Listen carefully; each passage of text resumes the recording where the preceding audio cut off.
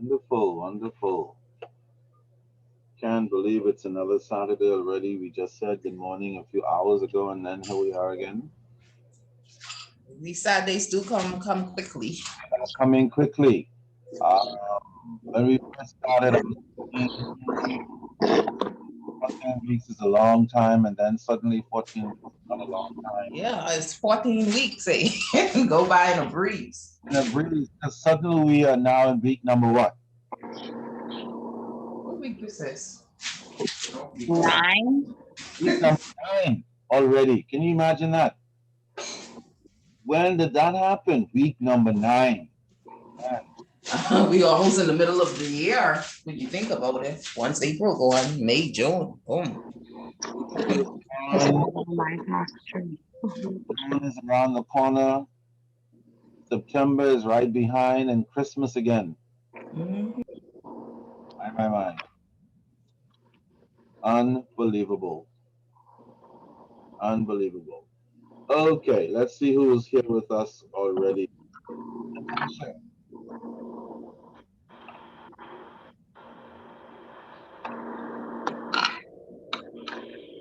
Natasha?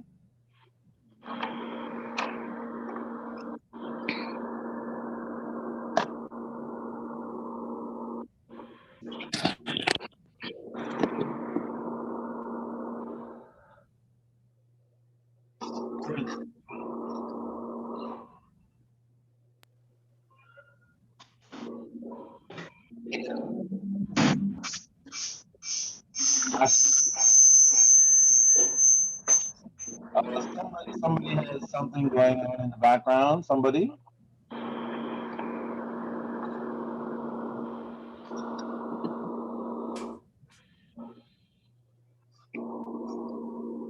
Anyone hearing something?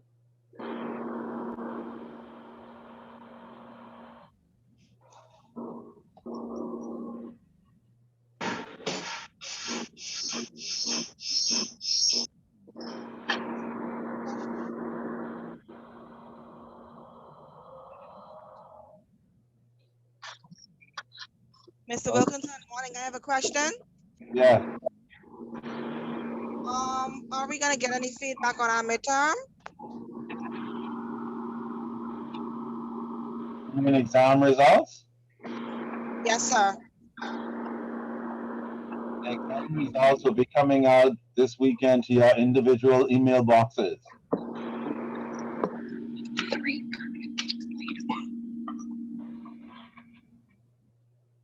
So look out this weekend. You will get your exam results individually in your boxes.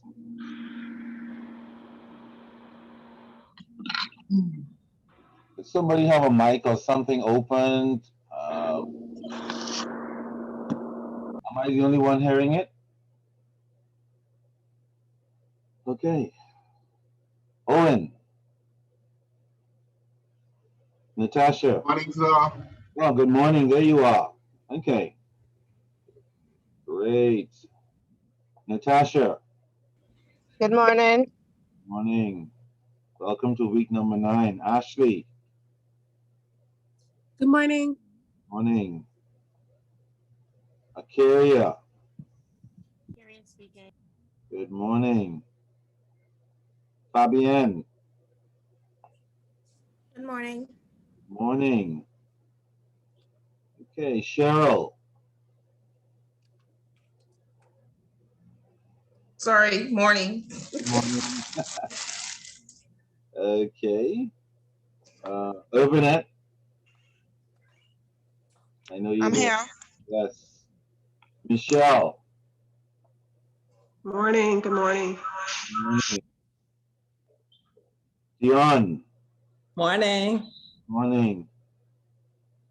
Indira. I'm here. Morning. Morning. Okay, so I've been getting homework results up to the 9th hour, which I understand. It's always challenging messing around homework issues. I've even had an opportunity to scale through a couple of them and have an initial look as one or two of them came in. It appears as if most persons generally have the basic idea. Like I didn't see um, persons having too many problems, especially with LIFO and FIFO. Typically, students are okay with specific ID and the average method, but sometimes when they get to LIFO and FIFO, they kind of mix them up in terms of which went first and which went last, depending on the method. But from what I was able to glance and have a look at, it looks like most people understood the first in, first out concept, and that whatever's left will be based on the most recent prices and all that stuff, and LIFO bidding, last in, last out. So whatever comes in last goes first, and inventory that's left is based on earlier prices. So most people seem to get that. One or two people got stuck on the gross method, retail method thing for a little while, and then um, the boats seem to have settled in. So let me ask, did anybody feel particularly stuck on any particular concepts in from that chapter on the inventory costing? Yes, calculating the ending inventory. Okay. What do you think Yeah. you have the biggest problem with calculating ending inventory? Like it's I try to read the information to apply it. So I'm getting the retail, I'm getting the FIFO and the LIFO, but the ending, the what we had to do to estimate the ending inventory, it is similar to what we would do when we are calculating the retail prices when we divide it by how many units. Mm-hmm. But I I still couldn't grasp the questions for the ending inventory, which would have been, I think, requirement 3 And what which method was that? FIFO or LIFO? No, I get the FIFO and LIFO. That's fine Okay. because first in Right. and first out last, right? I got that. But it's like Right. when we had to calculate the ending inventory on one of the questions is what I struggled with. Oh, which question was that exactly? Was that an inventory costing question, or was that a gross method, retail method question? I'm thinking that was the gross. Do you remember I which got question stuck that was? on the perpetual inventory. That's where I got stuck. That is the same thing I think, Dion. The perpetual with the gross, and then we have to calculate the ending inventory. Yeah, that would have been P3. Is it question P3? Okay, and what did they Yes, ask I you to think do it's for P3? three.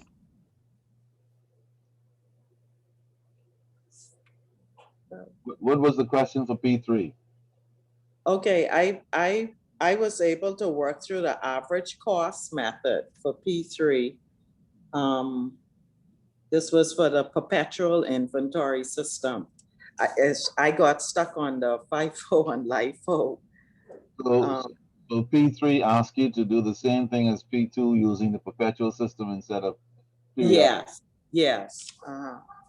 Okay, so let's Um, have a look then. this Let me was just see 12. if I could share my screen.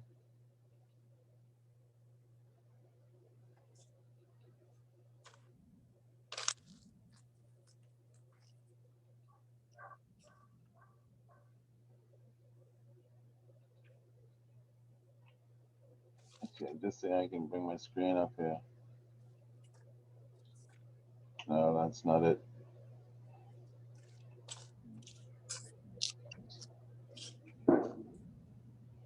Okay, so I'm just trying to bring up my notes here.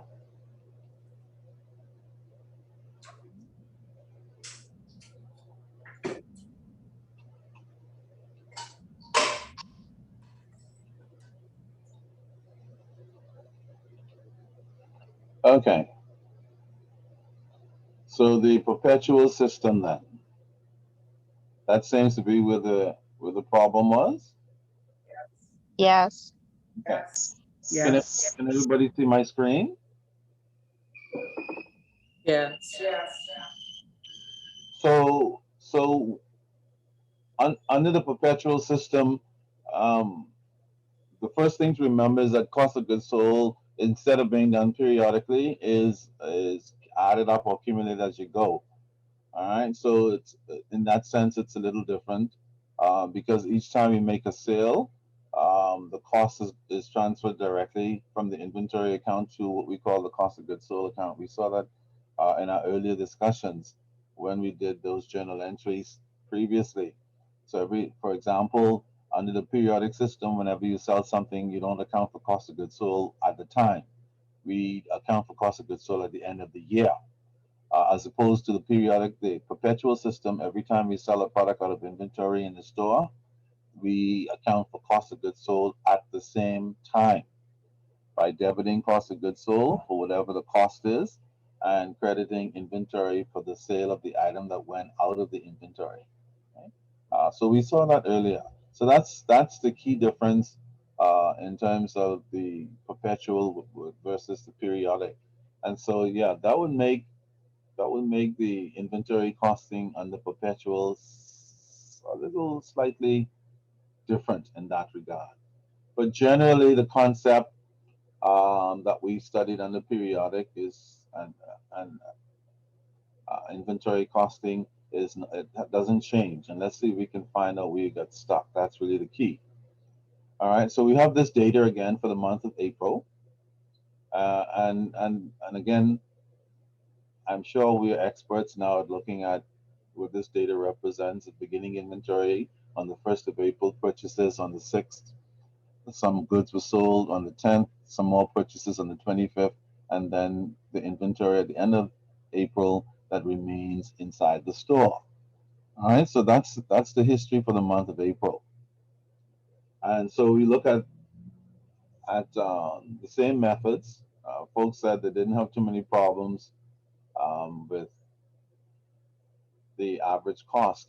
Did you notice that there isn't any calculation for specific identification on the perpetual? Do you see that? Does everybody see that?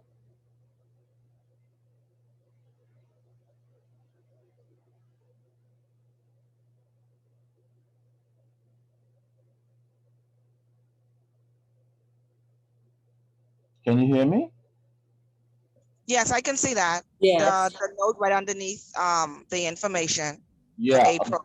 Yeah. So we're told under perpetual it produces the same inventory cost and cost of goods sold as under the periodic. So there's no need to do any calculation because we pretty much know what that is from the periodic system. It starts to get interesting when we get to average cost. And of course, we know that basically under average cost, we calculate an average cost after every purchase. That's the key concept under both systems. It's just that under periodic, we calculate average cost at the end, and at the end of each purchase, and then under perpetual, we calculate average cost right after we make a purchase. So that being the case, then it's not difficult to see, for example, beginning inventory under the average cost plus purchases equals 600 units available for sale on the 6th of April. Notice right after the purchase, we calculate average cost. Okay, and the reason for that is so that we have the actual cost figure that the company needs when it sells a product after April 6th, so that they can apply the average cost to the item when they are transferring it to cost of goods sold, as we already saw. And so the key to that is making sure that average cost is calculated after each purchase, so that going forward, whenever there's a sale, the correct cost could be applied to the item at the time of the sale, which is the key point for the perpetual system. All right. So, does anybody have any problem with how we got the $11.83 average cost right after the purchase?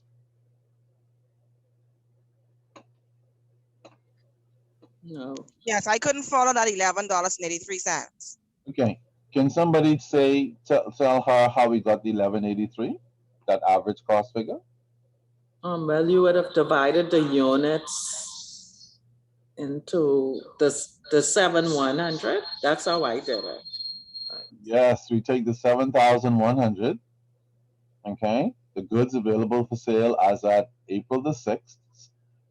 It equals a total of 7,100, which is the sum of 16 and 55, and we divide it by a number of units available on April the 6th. If you do that, you should get $11.83. And usually, once you understand that process, the rest is history because you do the same thing Yeah. each time. I Okay, follow that. absolutely. So now the new average is computed after every purchase. So now on the 10th of April, how many units did we sell?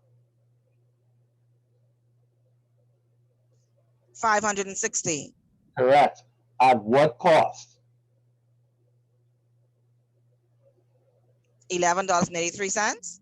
Exactly. So let's say we sold the units for $15.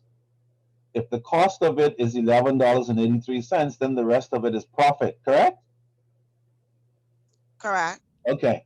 And so under the perpetual system, every time we make a sale, we have to make a sale for the item that was sold, and we have to account for the cost of the goods. And so, therefore, under the perpetual system, the cost of the goods in this example would be $11.83. That's why it's so important to correctly calculate it on April the 6th, so that anything sold after the 6th of April will have the correct cost per unit. Okay, that's the key. All right. So now that we understand that, the rest of it becomes easy. So we sold 560 units at a cost of 1183. What else happened on the 10th of April?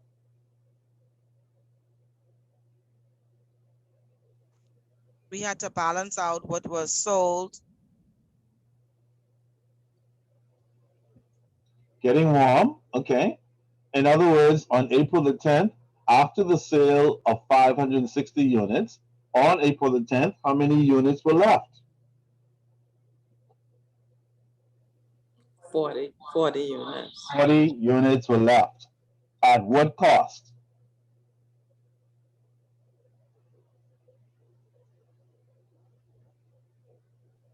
$11.83. Yeah, the same cost that we calculated on the 6th of April.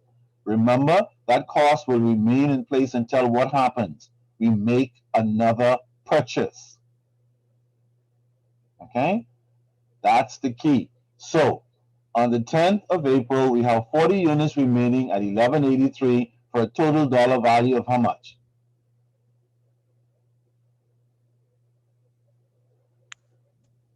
$14. No, for a total dollar $475. $475. I know. I'm just trying to get you to think like accountants think, and if you're not thinking like that, that's okay. You're not supposed to be, because this is all brand new stuff. Okay. But I'm just trying to tie it into to give you a feel for the real world thing. Okay. The rest of it comes with time and practice. That's the whole point. Okay? So, as at April 10th, uh, we have 40 units remaining at $475. Now, what happens on the 25th of April? There was a purchase of 400 units. Yeah, the company purchased 400 more units. Because remember, if you're selling merchandise, you're constantly buying inventory and selling inventory. That's all this is. All we're doing is the accounting side of costing for the inventory for reporting purposes. But basically, and all what we're doing is buying and selling all the time. And remember, most companies have a purchasing department or agent, and they're not interested in the accounting side at all. All they're interested in is how much it costs and when it's coming, and did everything come. You follow? That's purchasing. All right. And then receiving department, that's separate. They're like, we're not interested in wood purchasing, we're only interested in wood reach and whether everything got here because we have to count it and verify it. And then the accounting people will do this work. Okay, great. Everything is here.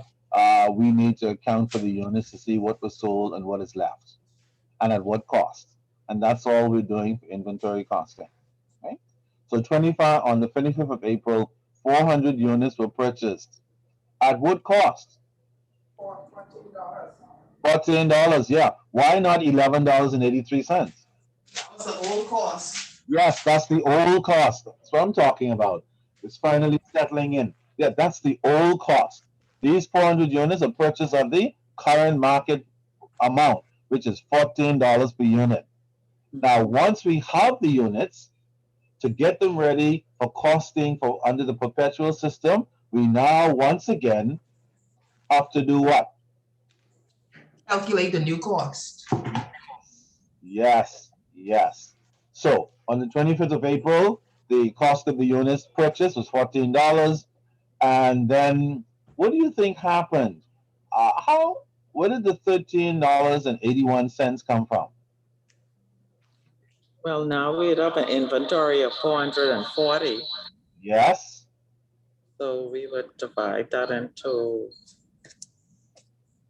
the total amount, which is 6,078. To get our absolutely new cost of 1381 correct. Which gets us ready to deal with the sales on a day-to-day basis beginning which month?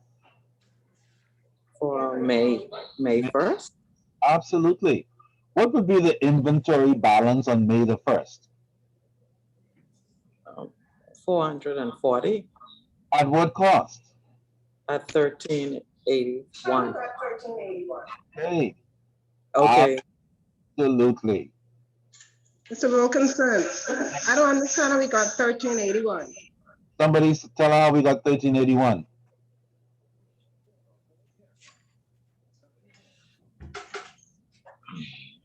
$0.75 divided by 440 units. We took the 6,075 total dollars and divided them by the number of units that were left in inventory at the end of April, which is 440 units. If you do that math, you should get $13.81.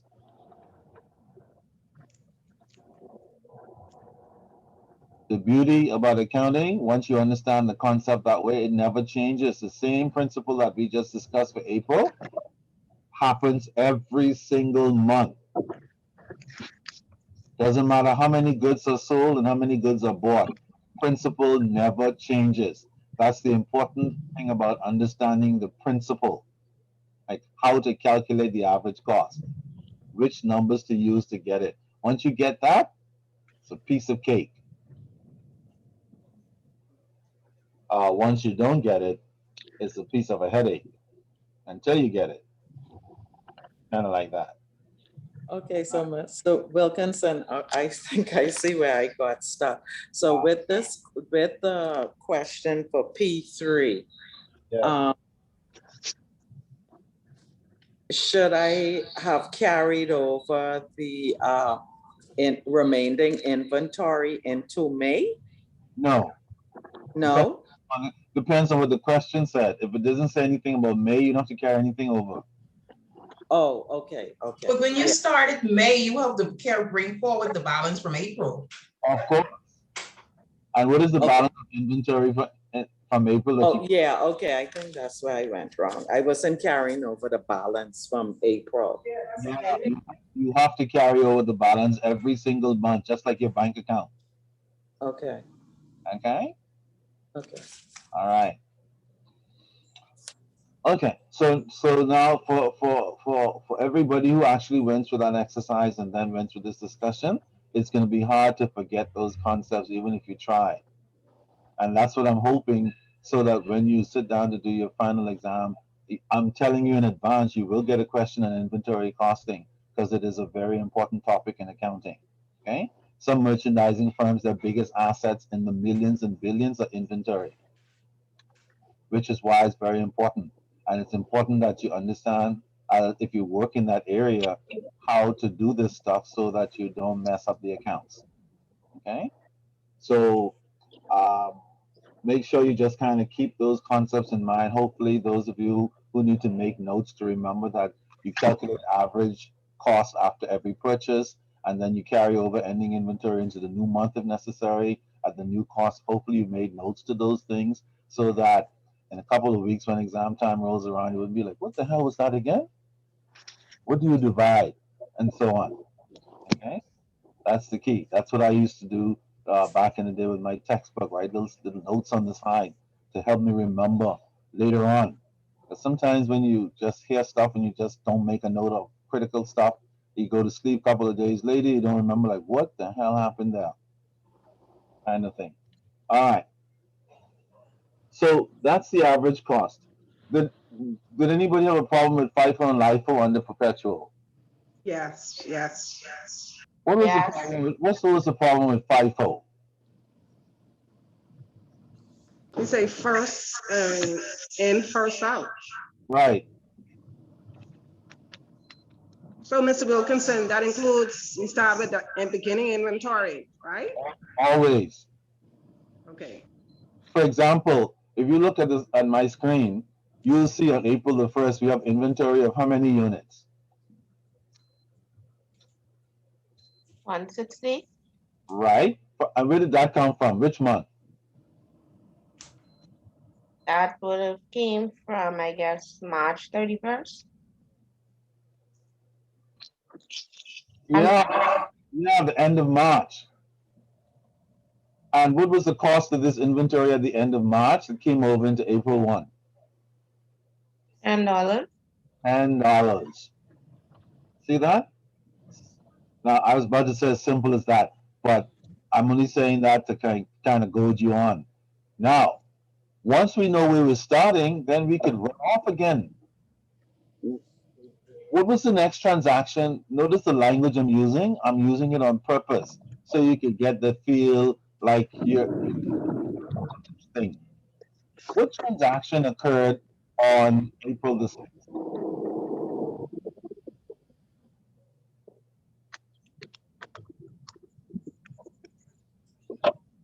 What transaction occurred on April the 6th in this example under FIFO?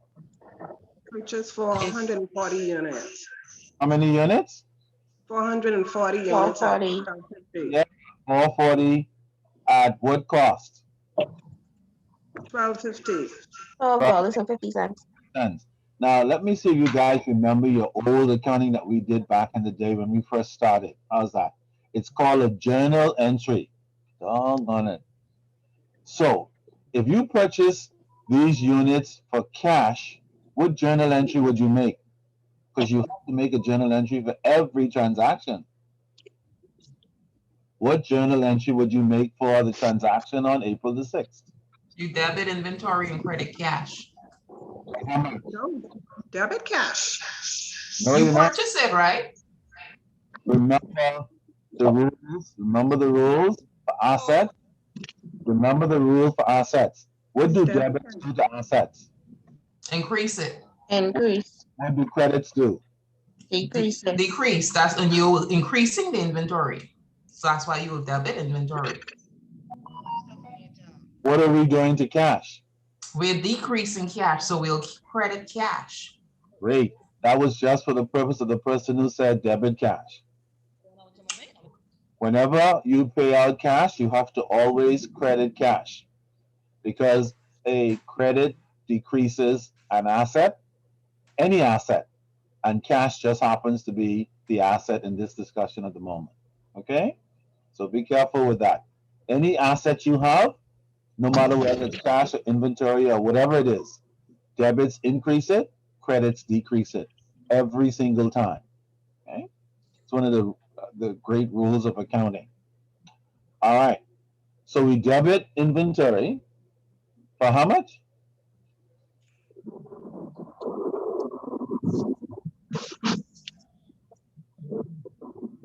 $5,500. 500 and the credit card 5,500. Okay, so you guys remember that good old journal entry thing. as you should. Because if I remember, I gave you a lot of journal entries to do, including for the examination, and it paid great dividends for persons. Okay, going through that bloody headache. Okay, so now that we know, let me ask you something just for the record. At, after the April 6th purchase, how many goods are left in inventory as at that time?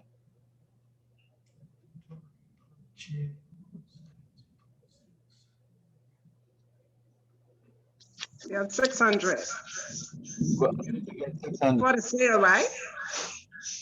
Yeah, before the sale. Oh, no.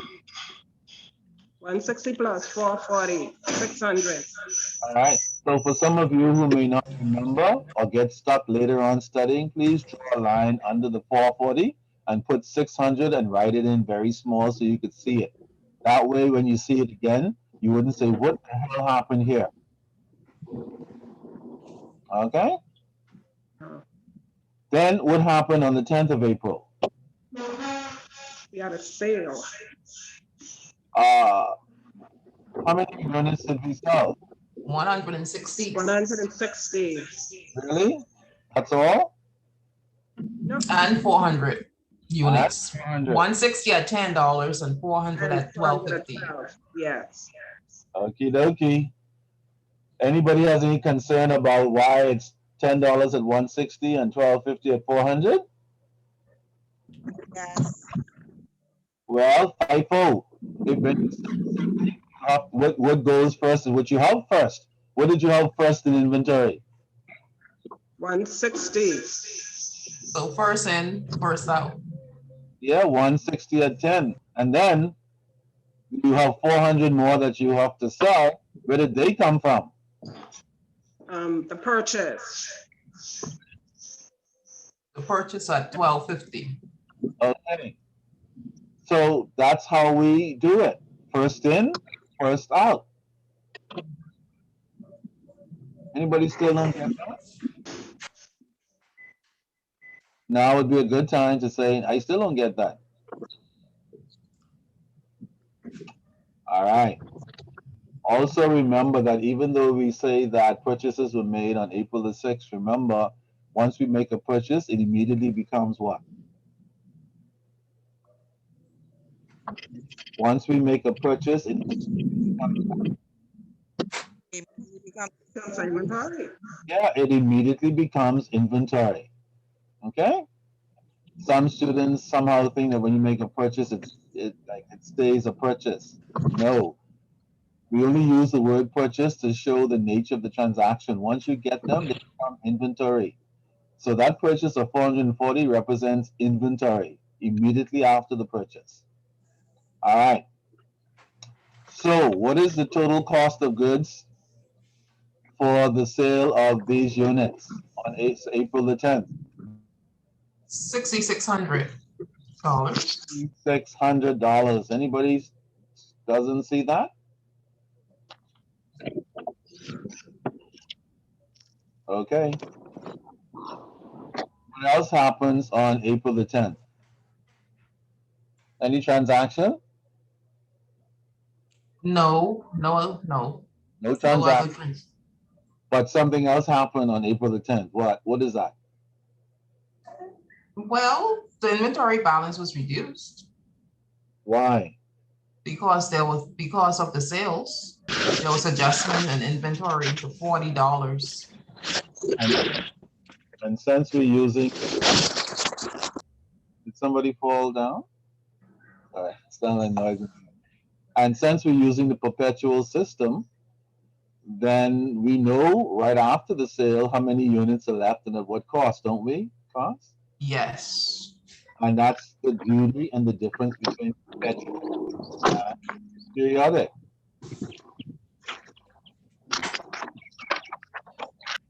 Mr. Wilkinson, I have a question. So we have to balance the inventory after each purchase date? Give me an example. When you say after each Okay, purchase, so let's say if I had purchased on the 26th, I had purchased another 200 units. right? at a different, let's say at $15, right? I would have to balance my inventory again, right? In fact, that would happen automatically. Yes. Okay, So let's say after April 10th, you have 40 units at $12.50, right? If on the, let's say on April 15th, you purchase, like you said, 15 units at $13, then what would you have in inventory? The 40 plus the 15. That's what we mean by balancing. It would update every time you make a purchase, and it would be reduced every time you make a sale. Does that make sense? yes, yes. All right. And under the perpetual system, you'll be able to see that immediately after each sale and each purchase. Under the periodic, you will not know what your inventory balance is after each sale and each purchase. Did everybody get that? Yeah, yes. It's very important that you understand the difference. Under the perpetual system, whenever you buy and sell, you will not know what your inventory balance is. Until when? At the end. Again, The end of the year when you're taking stock. Under the perpetual system, after every sale and every purchase, you will know immediately what your balance is. That's the difference. Okie dokie. All right. Anything happened on April the 25th? They purchased an additional 400 units. Okay. So the inventory after April 25th became what? Became 440 units. 440 units at what cost? 40 at $12.50 and 400 at $14. Absolutely. All right. So after April 10, we had 40 units left. On the 25th of April, we bought some more inventory because we have to keep buying inventory all the time. Obviously, that's why we're in business, period. And then, did anything happen after the 25th of April and before the 30th? No, they just did an inventory update. That's all we did. In other words, there were no sales. And were there any more sales in April? No. No. Okay. There are no sales in April. So at the end of April, we simply account for the inventory that we have left. And of course, under perpetual, the system will do this automatically. All right. So April 30th, we have 40 units in inventory at $12.50 and 400 units in inventory at $14. All right. So at the end of April, then, what is the cost of goods? $6,600. Does anybody know where that came from? That's the cost of the balance of the inventory, 40 at $12.50 and 400 at $14. You add those two amounts up, you get the 6,600.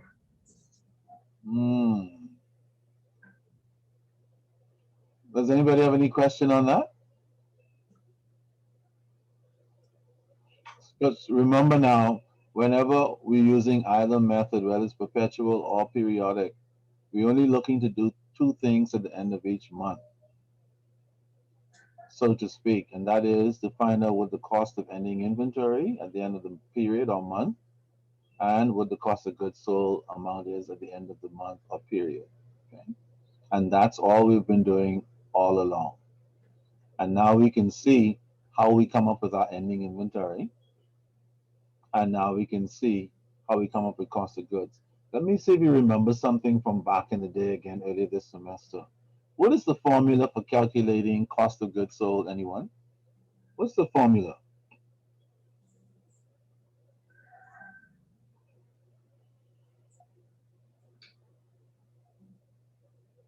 Beginning inventory Yes. minus sales. Minus sales? No. Beginning inventory minus ending inventory. Getting home? Somebody jump in. Assist. and formula.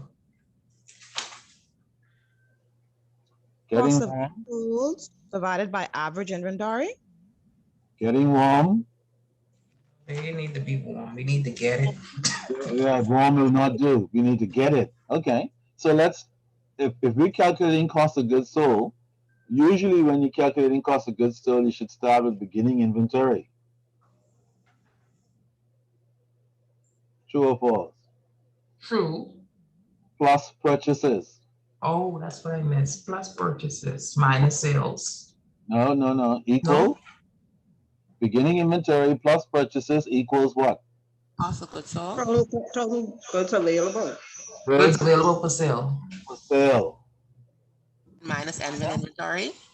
Oh, now the train is rolling. Yes. Minus ending inventory equals? Cost of goods sold. $1,000.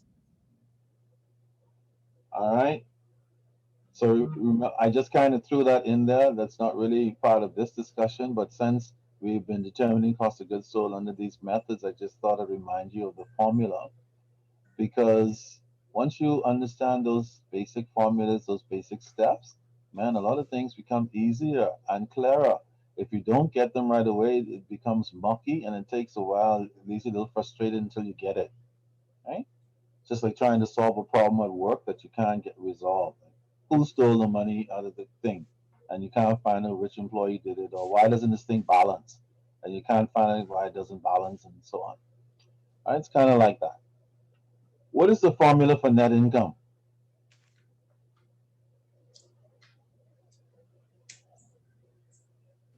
Revenue minus cost of goods sold minus expenses. Okay. See, once you kind of keep those things in mind, when certain questions come, you're like, yeah, you can come, but I know the steps. I'll just look for the information I need and fill in the steps. Mr. Wilkinson, Yes. I'm sorry to interrupt you. I'm still not clear on how we got 6,600 for the cost of goods sold. I see it, but still didn't sink in. Well, do you see the arrows? Do you see the arrows in my diagram? Yes, sir. Now, if you look at the arrow at the top, which transaction in the month of April does this arrow at the top refer to? What transaction is that? 400 at 12.50. No. Well, sorry, yes. I'm sorry, yes. What else? Plus the 40 units at 12.50. Well, the 40 units is what's left. We're interested in the sale in April, not what's left. Oh, okay. So 400 units were sold at 12.50, and that's all that happened in April the 10th for the sale? And 160 units at 10. Yes. Okay. So when we multiply that for each set of units sold, and then we add them up, we find out what the total cost of goods sold is. Oh, okay. All right. Yes, absolutely. All right. I'm so happy you raised that question because sometimes it would seem like it would be obvious, but it's not always obvious. So See, Mr. Wilkinson, I think we were looking at the calculation on the side, the dollar value, and calculating it from there. But that doesn't balance like that. When you say that doesn't balance, you're referring to? The dollar value was on the side. Say the 1,600, the 5,500. So that's not, that's what we were maybe looking at. Oh, well, the thing is, the dollar value is really the extension of the transaction in dollars. Remember, on the 10th of April, a sale took place. People came in the store and purchased 160 units, and they purchased it at $10 per unit. So the total cost of that transaction of 160 units is $1,600. Because remember, in accounting, everything has to be converted to total dollars at the end of the day, whatever it is.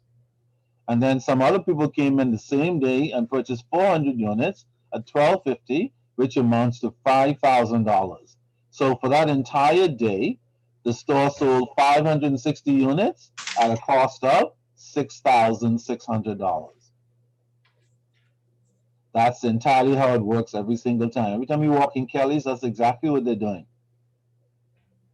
Whatever you buy a rake and a chair, they record that, and when the cashier cashes it up, it's on perpetual system immediately. One rake comes out of inventory, and that cost is recorded immediately, just as we're discussing. Okay? Assuming that Kelly is on what system? Anyone? Perpetual. Correct. Perpetual. If Kelly's is not on perpetual, what's the only thing that will happen when somebody buys something? Only the sales will be recorded because inventory will not be known until when? At the end. At the month. Month, yeah, the end of the month or the end of the year, depending on when you do inventory. Okay? All right, way to go. And by extension, LIFO is just the opposite of FIFO. So once you understand FIFO, you should understand LIFO. It's just the reverse. Okay? All right, so hopefully that was helpful to some persons. That's kind of the beauty of struggling through bits and pieces, and then coming up with individual questions that you need to be clear on, because not everybody needs to be clear on every single detail. People understand different things at different levels. So the great thing is, you guys raised some fantastic questions, and the questions that were raised were really key questions to understanding the concept of perpetual versus periodic costing systems. And then persons raise some very good questions. But where the hell did that cost of goods sold figure come from? That's very important stuff to understanding the overall process. Okay? Anybody any issues with retail and gross profit method? Okay. They're pretty straightforward once you follow the process. It's not difficult at all. All right. If you think of anything else along the way, you can interrupt me at any time and raise them. Like, excuse me, what about that perpetual thing again? If you think of anything, you can do that. No problem. In the meantime, we'll roll into the next chapter, whose topic is what? Excuse me, Mr. Wilkinson. Question. Cash Yeah. and Yes. Mr. Wilkinson, could you give me a few minutes at the end of the class? It may be a bit regressive, so I want to deal with it at the end of the class, and that's the cash flow statement. I was putting it off for a while, but I want some concerns answered. Okay. So Thank you. sure, that would be fine. So somewhere around 11, 15, 11 or so, if I'm still yapping about something, you can interrupt me. Thank you. Okay, great. Yeah, I don't blame you, that bloody cash flow statement.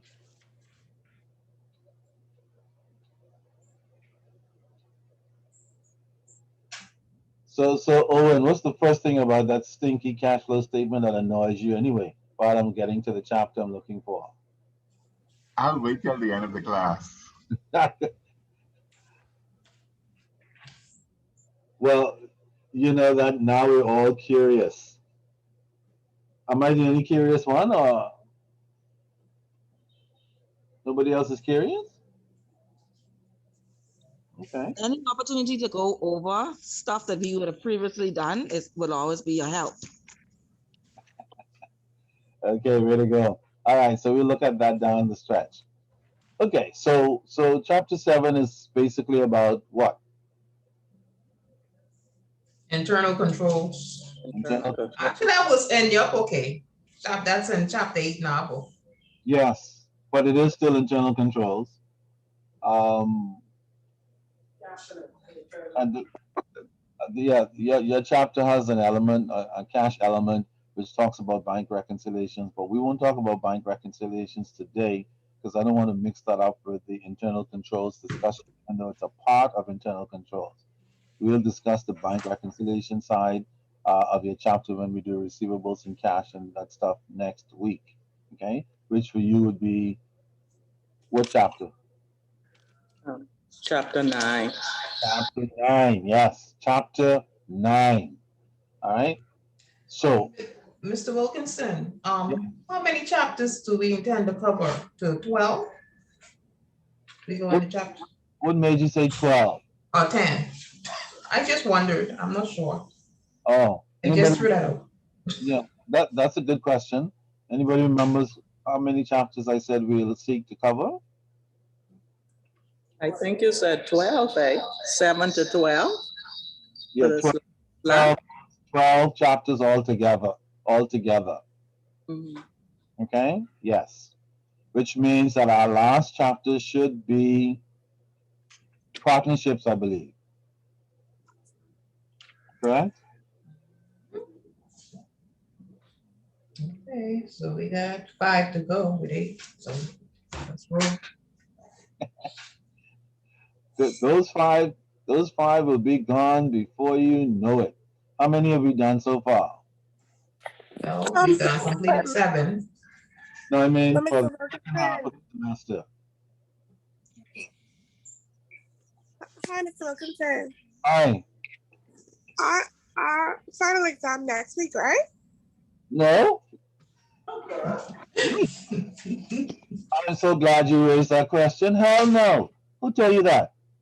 The last class and the final exam.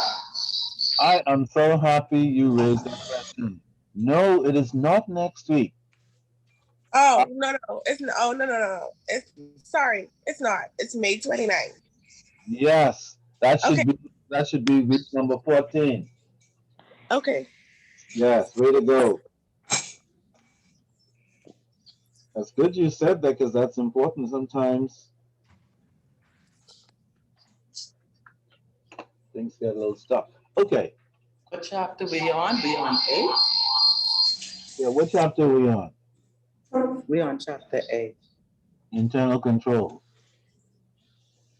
Anybody ever heard this expression before? Internal controls. Yes. Okay. Yeah. Oh man, how did I get there? Whatever company you work for, and all of you, your company should have a set of internal controls in place so that the company can be properly governed and managed. Any company that does not have proper internal controls is going to find itself in trouble, like so many companies have found over the years, either with the regulators, with their auditors, with their shareholders, and so on. And some of them, the internal controls are so bad that eventually it causes them to end up in trouble and out of business. Because without proper controls, people steal your money. Have you guys ever noticed, like, if you go to, for example, the Chinese or Indian store, they're always watching the cash register. Have you noticed that? Yes, always. Yeah, that's a kind of control. And that control is to ensure that what? No theft. Yeah, that people don't run off with the money.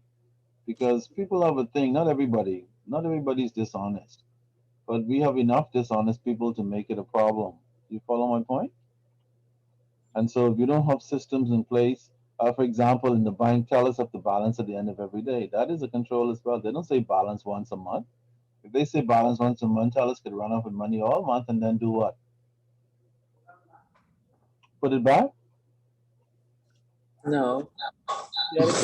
If they know you're only going to balance once a month, they use money all month and then put it back at the end of the month, right?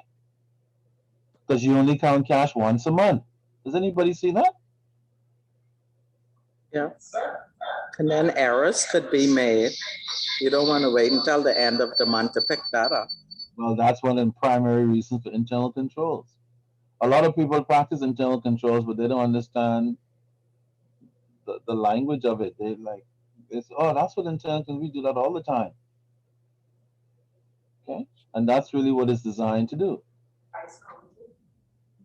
All right, so in this chapter, then, we're just going to be looking at some of the important internal controls that every company should have in order to protect its assets.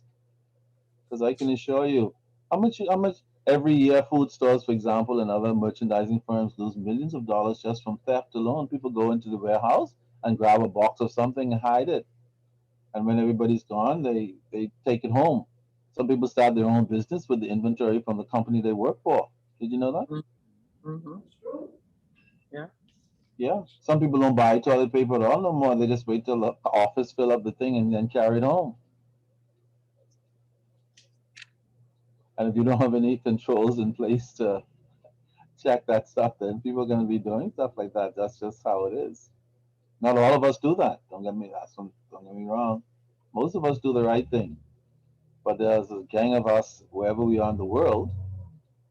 Given an opportunity, we are going to run off with stuff for one reason or another.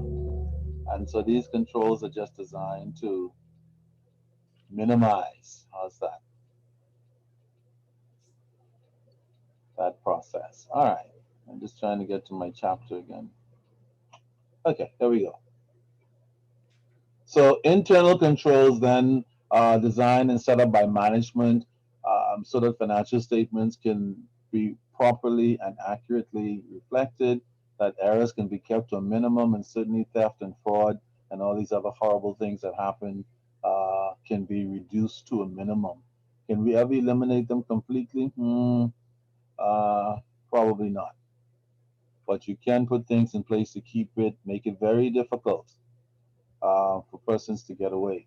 A few years ago, they found out that the accountant at the College of the Bahamas, I don't know if you heard that story, was found embezzling hundreds of thousands of dollars over a couple of years from the college. And no doubt the reason for that was the college had very poor internal controls. How in the world could one person be allowed to do so many things that would allow her to get away with that? Okay. Just recently, another young lady embezzled some $500,000 out of the company over a period of years. Again, they didn't. They just picked it up recently and put her before the courts. Uh, Again, poor internal controls. By the way, the courts were very generous to Miss Susie. They just allowed her to pay some money back and gave her community service. Was that a proper sentence for her? Anyone? Maybe it was the first offense. Maybe didn't have any other priors. So you think? I don't know what her age factor was. Okay. Okay. So they consider all that for the issue. It depends on who judge they put before. Of course. Now we're getting out of the box. Yes. Oh gosh. It depends on a lot of things it shouldn't depend on, but it does. That's the whole point, unfortunately. I suspect if it was Owen, we'd have to be visiting him during his classes in prison, correct? Yeah, more than likely. Likely. First offense or not. Chief and Owen, we're going to lock you up. You want to do accounting? You better remote from your prison. Now, maybe she might add some assets what could have been sold to cover the cost. Remember, a lot of people can cover the cost, but that doesn't alleviate the crime. Yes, I know. Yes, absolutely. When they lock, yes, Owen? I think it's compared to a number of persons who do the same thing but are not convicted. Then they say this is minor compared to them. Yes, I agree.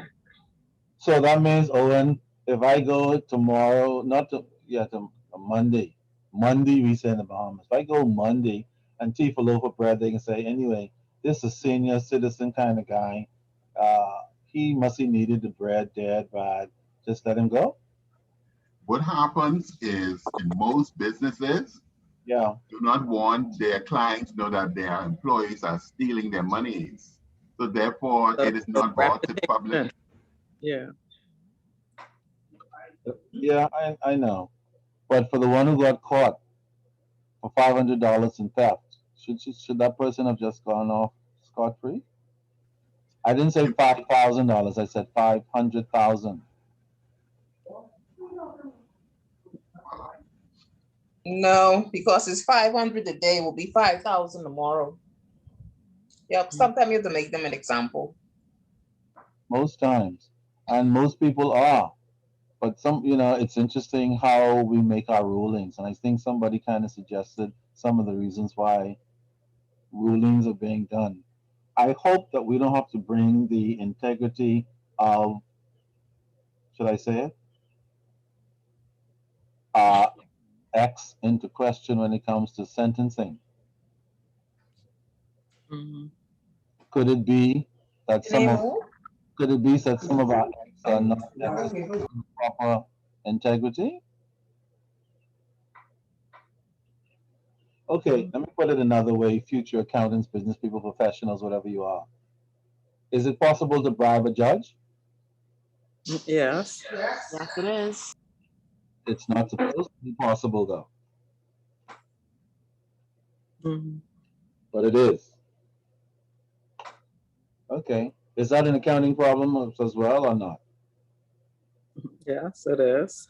Yeah, it is. Everything is an Mhm. accounting one Mhm. or another.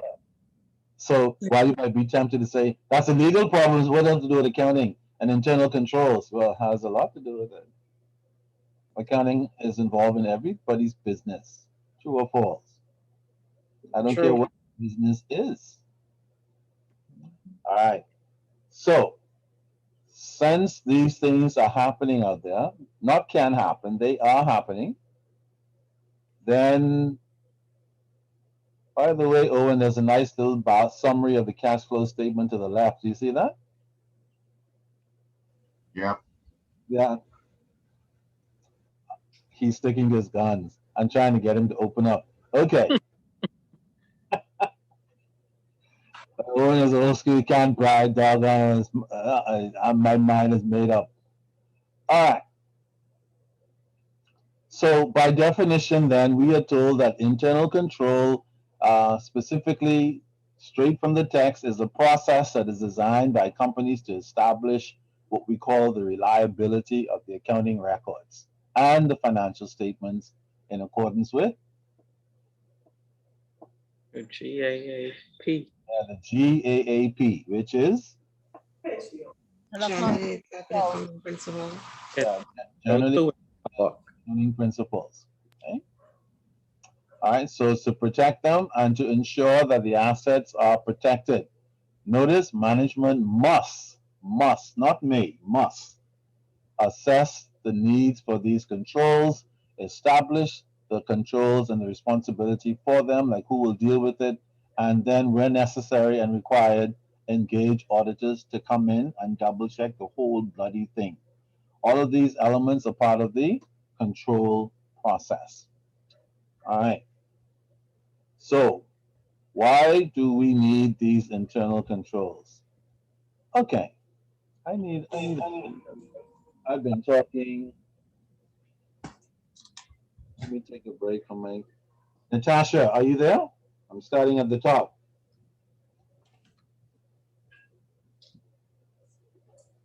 Natasha, are you there? Ah, yes, I'm here. Okay, great. Can you begin? You can read from my script the need for internal control. It's the same as your script, so that everybody's on the same page. Okay. The need for internal controls. Buying and selling. The principal transactions of merchandising businesses involve assets, cash, accounts receivable, and merchandise inventory that are vulnerable to theft and embezzlement. Cash and inventory can, of course, be fairly easy to steal. The potential for embezzlement exists because the large number of transactions that are usually involved in the merchandising business.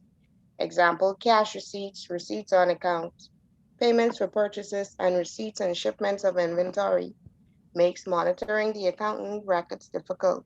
Now stick up in a second, Natasha. See that one paragraph, folks? whether that impacts you directly or indirectly, currently, in the past, or in the future. These things are very critical to every type of organization. Doesn't matter what they are. They all have their own form of internal controls requirements and their own form of internal control problems. And those companies that manage their internal controls best will be most successful in safeguarding its assets, beginning with cash and everything else. Okay? Because typically people will walk up with anything from $10 to the machine that can fit in the trunk or in a truck. The point is, these things are necessary if you're not going to lose stuff as an organization. Okay?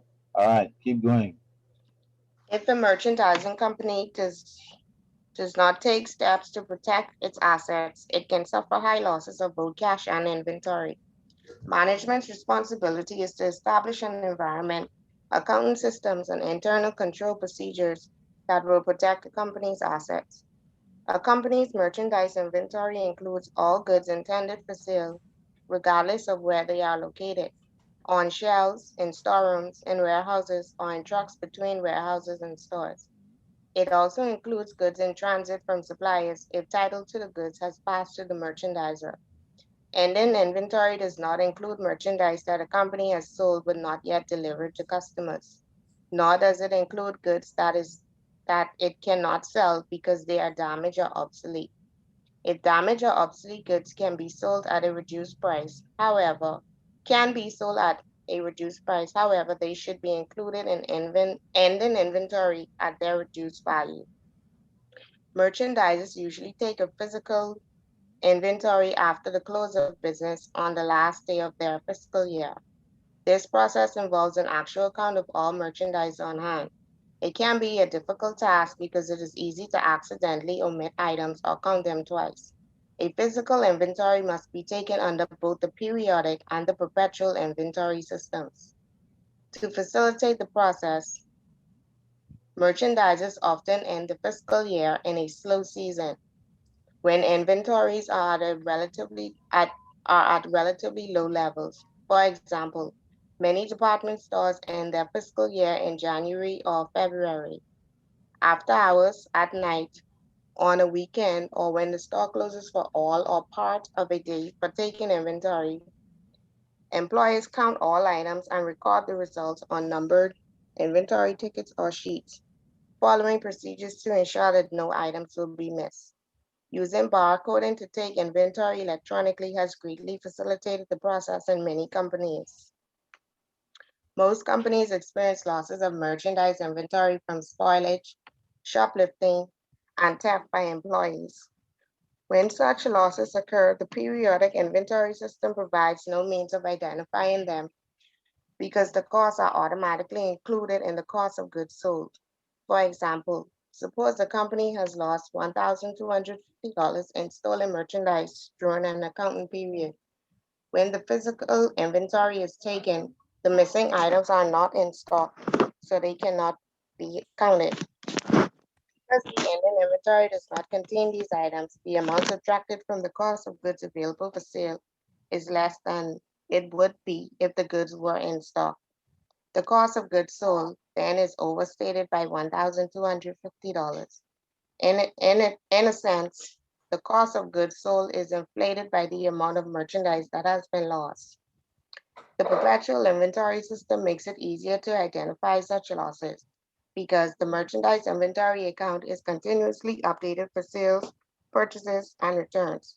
The loss will show up as the difference between the inventory records and the physical inventory taken at the end of the accounting period. Once the amount of the loss has been identified, the ending inventory is updated by crediting the merchandise inventory account.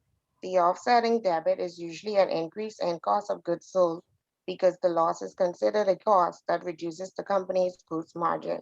Thank you very much, Natasha. That's a big old mouthful about the real world. I hope, if, for those of you who haven't read that stuff in your text yet, that you got some of that and will absorb it even more once you get to reading it. It's very important information. That's why the time was taken to write it out in detail in that fashion, because every organization, particular in this case, merchandising firms that we're talking about, suffers tremendously from these issues.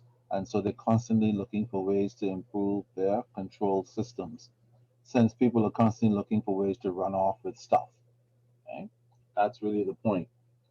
All right. So then, having said that, uh, about the process of trying to protect uh, inventory assets. The key thing for you to remember at this stage is that management is primarily responsible for putting these controls into place. Um, Governments around the world, in particular developed countries, constantly putting laws into place. When you get around to reading it, you see, for example, the Sarbanes-Oxley Act of 2002 in the United States has certain requirements, says that the chief executive officer, CFO, etc., and the auditors of a public company must document and certify that the company's system of internal controls are in place and are adequate. And the reason why they're required to do that is that if something goes wrong, they cannot say they didn't know. Okay? And so that's kind of the primary reason for even legislation in some countries. We don't have that kind of legislation in the Bahamas yet. God forbid, to make sure that directors and officers of companies take responsibility for what happens in the company. But certainly in countries like the United States, Canada, UK, and others like that, they have these kinds of laws even in place so that executive and top management people can be sure to put these controls in place. And the reason why they do that is because a lot of management persons at the top, directors and executive management persons, sometimes they run these shareholder companies like it's their own. They do whatever they feel like. They feel all powerful, like nobody can touch them because they make things happen in the company, whatever the reasons are. And so sometimes even top management has to be reined in. And so this legislation is designed to rein them in and let them know that you need to sign a certification, a document saying you are aware that these controls are in place. So that if something goes wrong and we decide to fine you or lock somebody up, you cannot say you didn't know. Okay? So any of you are aware of business around the world at all, you will know that anytime things go wrong at a very high level, everybody at the top seems to want to run for the hills and find a scapegoat. Like, I didn't know. Okay? So under the legislation like the Sarbanes-Oxley Act, it's designed so that they can't say, I didn't know. All right. Anybody ever heard of Bernie Madoff? No? Yeah, the Ponzi scheme, man. That's Yeah, the housing thing. yeah, that guy. Those persons who he defrauded back in the day, they're happy to know that he died. They don't care how he died. They don't care. They want him to die a long time ago. Does anybody know why? He embezzled too many people out of their funds, their retirement funds, especially. In the billions of dollars. You can imagine thinking you have your pension secure, it's gone. Yeah, that pension. Yeah, absolutely. And that's what happened. A lot of people committed suicide even. Wow. When it was discovered that they were not going to get anything back. They were able to get some of the money, claw back some of the money and give some of it back to persons who lost, but certainly not everybody. Okay, that was a terrible time in the United States and the world because they had international investors too. Because Bernie Madoff was a big time name, and you know, once the media makes you big time, you could be a big time crooked bastard. Once the media says it, we believe everything the media says. So if you can get some media hype, Mm-hmm. that's all you need, It's all especially about it's all about endorsement. all about. Doesn't matter if it's an endorsing lie, crooked, unethical stuff. Once you get endorsed, that's it. The opposite is true. Even if you're honest, if they lie on you, dog, eat your lunch. You finish. Finished. You and your honesty will be burned in hell. That's the current system, especially with the media. The media is a very dangerous tool. But the problem is Most people will say, what do you mean dangerous? You don't like the media? Of course I like the media when it's doing it right. But they do a lot of dangerous stuff that people are not even aware of.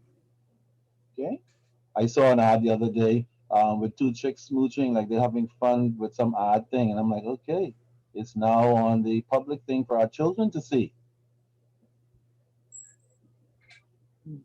Once upon a time, those kinds of smooches with men and women would be in a closet somewhere so our children couldn't see them. Now they're on TV ads in the Oh, media. that's the little boy, the things these kids gotta deal with today. They are in big trouble. Now I'm gonna be dead and in heaven having a martini. You know, martinis in heaven. Not that I drink martinis. I just use that expression. Having a cup of coffee in heaven, but they're gonna be in big trouble. Okay, that's all I'll say about that. That'll be interesting to see how we account for that. All right. Uh, Let me just say. So the management is responsible. They're supposed to take the lead with internal controls, and they're supposed to pass down the directives through senior management, all the way down to middle management, all the way down to supervisors, all the way down to line staff with regards to how these controls will work in the organization. Okay? Oftentimes, when auditors come in these days, they are expected to audit the internal controls of the company to see if they're satisfactory. And if the auditors don't feel that they're satisfactory, they have a duty to say to management, these are not satisfactory, and encourage management to improve them.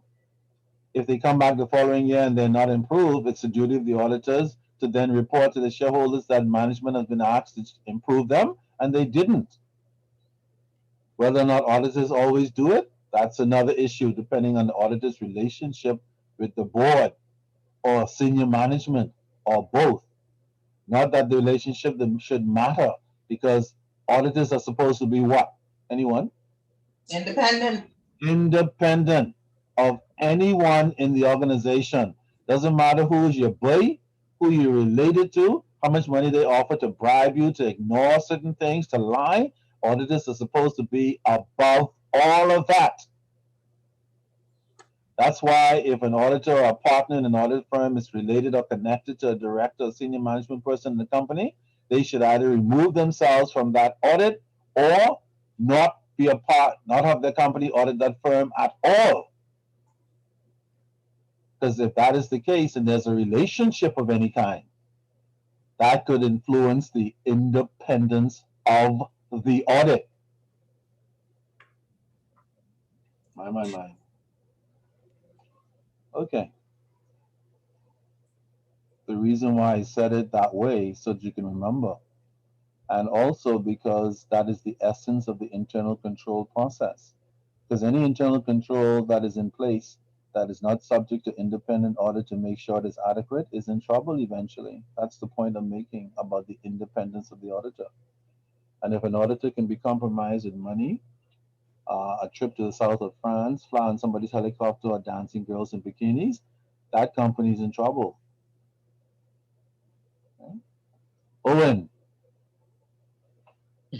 Yep. Are you there? Yeah. Question for you, since you're a guy in the group. Why is it that when they're ready to bribe an independent auditor, they always invite them like out to some fancy place with chicks in bikinis and all that? Why do they do that? Owen. Must it give them some visual concept of what their lives could really be like? No doubt. It's an age-old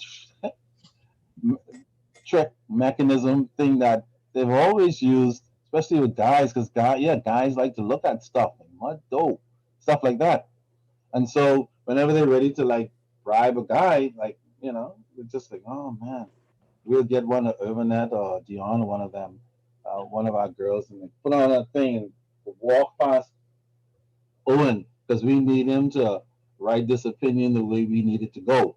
Doggone it. And so the reason why I made that what appears to be simple and trivial point is because there's nothing simple and trivial about it at all. Not a bloody thing. Many major firms have gone down in smoke because of that same point. Okay, moving right along. I just said it that way so you could remember. All right. So what are the components of any internal control system? And we are told that if a system is going to be effective of internal controls, it must have 5 components. And of course, you need to be aware of these components. These are nice short answer questions or definition questions. I'm just alerting you as I go sometimes. Okay? And so I didn't say stuff. So the first the first component of internal controls is what we call the control environment. And basically, it's very simple. It's an environment that is created by management so that everybody's aware that management has a set of ethics in place. Talks about the philosophy, style, and structure, and all that fancy stuff. It's just to say we are interested in doing it right, and we're interested in doing things in an ethical and responsible manner. That's what the control environment is, just like a home for children. All right, we have to create that kind of control environment. Question? Okay, same thing at work. Okay, management has to set the tone for the organization. If you want your staff to be honest, you have to be honest. You want your staff to be fair, you have to be fair. That's what we call by establishing a control environment. If you want your children to behave a certain way, you have to behave a certain way. That's how it works. Boy. Employees are a sophisticated form of children in the organization, so to speak. They're watching you. Say, don't do as I do as I say. That's the sentiments of the day. That's the sentiments in the organization. That's the sentiments in the home. That's the sentiment in the church, and that's the sentiment everywhere. Don't work like that. No, it does not. All right. So that control environment is a very serious thing. And notice that's number 1 on the internal control list. The control environment. Man, my sons are already grown men, and they still watching me like they checking to see what I'm going to do still. Like if I'm going to make a major mistake, like somewhere. They don't say that, but I know because I know my babies. That's how children are, even after they grow up. So imagine what they're watching when they're small, when what we're doing. And so when our children start doing stuff like this, a lying child. Well, where did they learn to lie from? This a nasty child. Well, where did they learn to be nasty from? This a no good child. Well, where did they learn that? Same thing in the organization. If top management expects the organization to go in a certain direction, they have to set the control environment. They have to set the tone. That's it. Now, we know that things are not working the way it should, but that doesn't mean that's not how it should be. It still should be that way. We're just not doing it. All right? Mr. Wilkinson, but the control environment too, it helps with a lot of stuff, because I'll give an example of a major retailer. Their loss is very low. The majority of their loss would be for theft through the customers. But as far as their employees, it's at 0 because they've opened up. When I say open up, they've extended to the staff, like if they get into any type of money problems or anything, their staff can actually borrow from the company. Yes. And which of course is an excellent control. Yeah. All right. They have to do it? No, they don't have to. Interest free too. Yeah, it increased morality. Yeah, staff morality. They depend on you. Yeah. Morality and morale, certainly. Okay. So yeah, in fact, companies have found that that works very well. And financial institutions have been doing that for a long time in the Bahamas as well. They give interest-free loans to staff, and part of the reason is it's a benefit, and also to maintain the control environment to keep people comfortable and keep a minimum. Yeah. Absolutely, because when people have money problems, they start taking risks. And yeah, and they look for low hanging fruit even in the organizations that they work for. That is a fact. So yeah, those organizations that have tried that and been successful, it works quite well. Okay, for the most part. All right. The second measure is what we call risk assessment, and that's simply looking at, what are the risks that people can run off with your assets. What are the risks in the firm that we can have theft and embezzlement and fraud. Try and find those weak links in the organization and fix them. All right. Notice we are told that among the greater risks for merchandising organizations and retail stores, employees stealing. Mhm. That one single fact, they lose millions of dollars a year in aggregate around the world, millions of dollars a year from just employee theft alone. So Mr. somebody, Wilkinson, yes, Mr. Wilkinson, we yes, always refer to the various legislation dealing with these things, but what I have found too is, in my case at work, the Attorney General asked, well, what is your policy? Where's your written policy? Even if we have that, we have something to work with if we have to go to court. yes. Absolutely. And many companies are still being asked the same question, whether it's for internal control issues or money laundering issues or whatever the case might be. Where's the policy governing what you do? Policy is very important as a control measure because it's a written document so that everybody knows what their responsibilities are. If you violate them, they know what the penalties are. If it has to go to court, the court will know what the requirements are. You cannot walk into a courtroom typically and say, well, we were thinking about doing a policy and we'll get to it soon, but in the meantime, here's what we'd like for you to do. That's fine, but the courts will definitely look upon you differently if you come in with your policy position and say it was violated as opposed to anything else.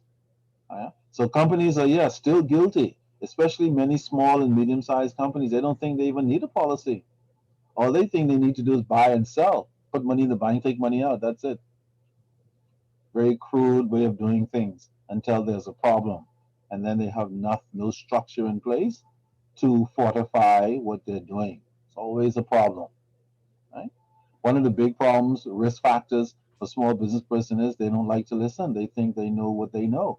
They don't want to take advice. They don't want to seek advice. That is a risk. If you run into somebody who knows everything, start running. That's a risk. They're going to mess you up. Anybody knows about that? Somebody who knows everything. Mhm. Okay. So if you're dating somebody, ladies, Owen, whatever, and they know like they seem like they know everything. I know everything. I know everything. Shut up! I'll tell you everything. I'll share everything. I know everything. That you need to assess your risk with that person. Like, should I marry them? Maybe. I agree, Mr. Wilkinson. I have one of them in my life, and he's a Leo. He think Oh, he know every freaking thing. He think he know everything. Yeah, that One of sounds them- like you. Sound like you need to let him go. he's a Leo. He's a Leo. Very loyal, but very yeah, arrogant. yeah. Who am I speaking with? This is Indira speaking. Who? This is Indira. Yeah, Indira. The reason why I asked you're right. Now, I don't believe in bloody horoscopes at all, but it's interesting that some of them appear to tie in with certain people for some reason. And Yep. yeah, Every time. let me tell you something about Leos that you already know. They are loyal. They will look Yes, up. they are. They will be there checking stuff, Oh checking. yeah. But the penalty for that is my way or the flicking highway. Yep. Mother, that's a Leo. That's a Leo. Leo. My way or no way. That's a Leo. What I- month is Leo? July or something. To end of July and August, mid-August. And let me tell you how I know Indira. I have a brother who is a Leo, and he's Mm-hmm. that brother or not. All right. And every Leo I know, typically, with few exceptions, male or female, they are the same. Even if you're female, Take charge personality. she'll buy you stuff, she'll flicking whatever. But it's got to be what she wants. What she wants you to have and what she wants you to have. Absolutely. Yeah, Control freaks. they are control freaks. They are on Yeah. their time, their way. Yes, they're forever talking about what they doing, what it should, what me, it should, me, they, it should do this, do that. Implement the whole freaking thing. So in, Me and I, it's always me and I. yeah, That's true. you have an internal control issue. Number two, risk assessment. You need to assess that I have an internal.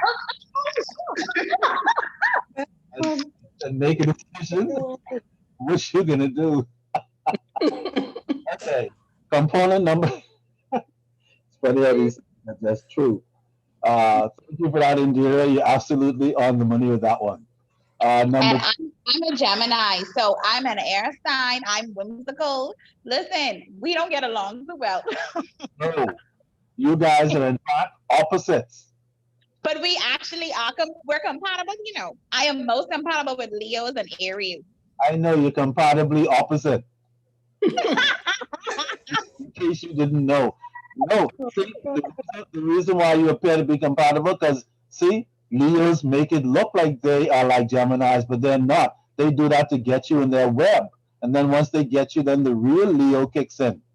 But they can act like a Gemini to get you. Mm. Oh, that's good. Gosh. Okay. That's some free advice. I wouldn't charge Free you. advice. Something Okay. Right. Number three, component number three, information and communication, very important control.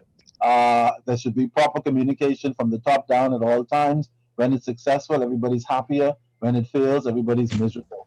All right. So management should understand that information and communication should be complete and proper and should be made available to all who should know within the organization.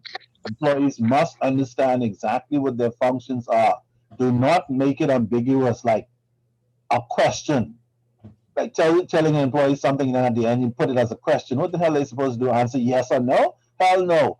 They should be clear. We require you to do this. At 5 o'clock, we close and balance cash. After we balance cash, we make sure the assets are tucked away and the vault is locked.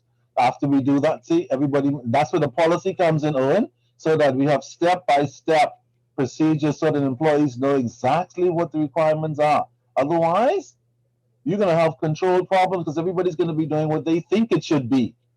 And just like any household, when everybody's doing their own thing, that household is going to hell without a doubt. My. Organizations are no different. Unless those control measures are known and implemented by everyone, it will eventually go to hell. Because everybody cannot be doing their own thing unless you are in your own island somewhere or your own space, or you're not going to be impacting anything. Mhm. All right, number four, we have this concept called control activities, and this goes back to what Owen was talking about. Please put policies and procedures in place so Okay, that Mr. it's clear. Okay, Mr. Wilkinson, is there any reason why um, you have number 4 as control activities, and in our book they have it as 3? That doesn't matter, right? Not at all. Okay. Not at all. They just trying to, like when you put, like when you fix your hair, they make it look a little different, but it doesn't change anything. Okay. I'm glad you mentioned that. That's important because it reminds me that no matter what cosmetic you put on, doesn't change the reality. It is still, Yeah. it still is what it is. It's the same principle, same principle. And then finally, monitoring. I think we all know what that is. If you put controls in place, you can't leave it. If you have children and you have certain things that you need them to do, you can't say, "This is what I require," and then go off and don't come back. What's going to happen? Children is still going to stray away from that. And so employees in the organization, you have to monitor them. You have to monitor systems. You have to check things. That's why we have internal audit. That's why we have supervisors. That's why we have persons on construction sites called foremen. and manufacturing firms called supervisors and foremen because they're watching to see if everything's going according to plan. Because if you leave people alone, sooner or later people are going to start straying away doing stuff intentionally, unintentionally. The thing you can do is put controls in place and check them. Okay? Yeah. Yes. Yeah. When your Leo guy calls you several times a day, like morning, noon, and evening, it may be that he's a romantic kind of guy, but not necessarily. He may just be trying to what? Monitor you. That's what you call the control freak. He used to do that. He used to do that. He I used know. to do that. What My happened? property is my property. Wow. There's been a slight shift in the wind as of the new year between us, but he used to do that. Like his employees would be like, "Oh my God, like you drive this man crazy on the work site all day. He's talking about you. When he can't reach you is a problem." Gosh. Yeah. Risk assessment. Risk assessment. Not very healthy. Now, you guys are thinking that accounting is not very helpful. It's just a bunch of bloody boring debits and credits. It's not just a bunch of boring debits and credits. There's some very serious stuff involved that you can even use in your personal Right. life as well. All right. All right. And all I can say, Owen, for Indira, if she's a little like young cutie or something, that's gonna make the Leo even worse. Because he's gonna be even more doggone like, oh muddo and stuff like that. Living a life of misery. It's funny. Okay, good luck, Indira. I don't envy you at all. Okay. So those are the control components, and then the next set of things that we have should have in our control system, in addition to the components, are control activities. So you have the components are the overall control measures. The activities are the actual specific things you do. And I think most of you are probably should be familiar with most of these activities by now. If you're not doing these in your organization, you should be in one form or another. And if the organization is not practicing them, they should be. And if they're not, they're going to run into trouble. Many companies are not practicing them. That's why people can keep defrauding them of money and stealing and whatever the case might be, because they're not doing these activities. And the first one is authorization. We all know that. Every organization should have approval levels from bottom to top. No one person should be approving it. We get too much.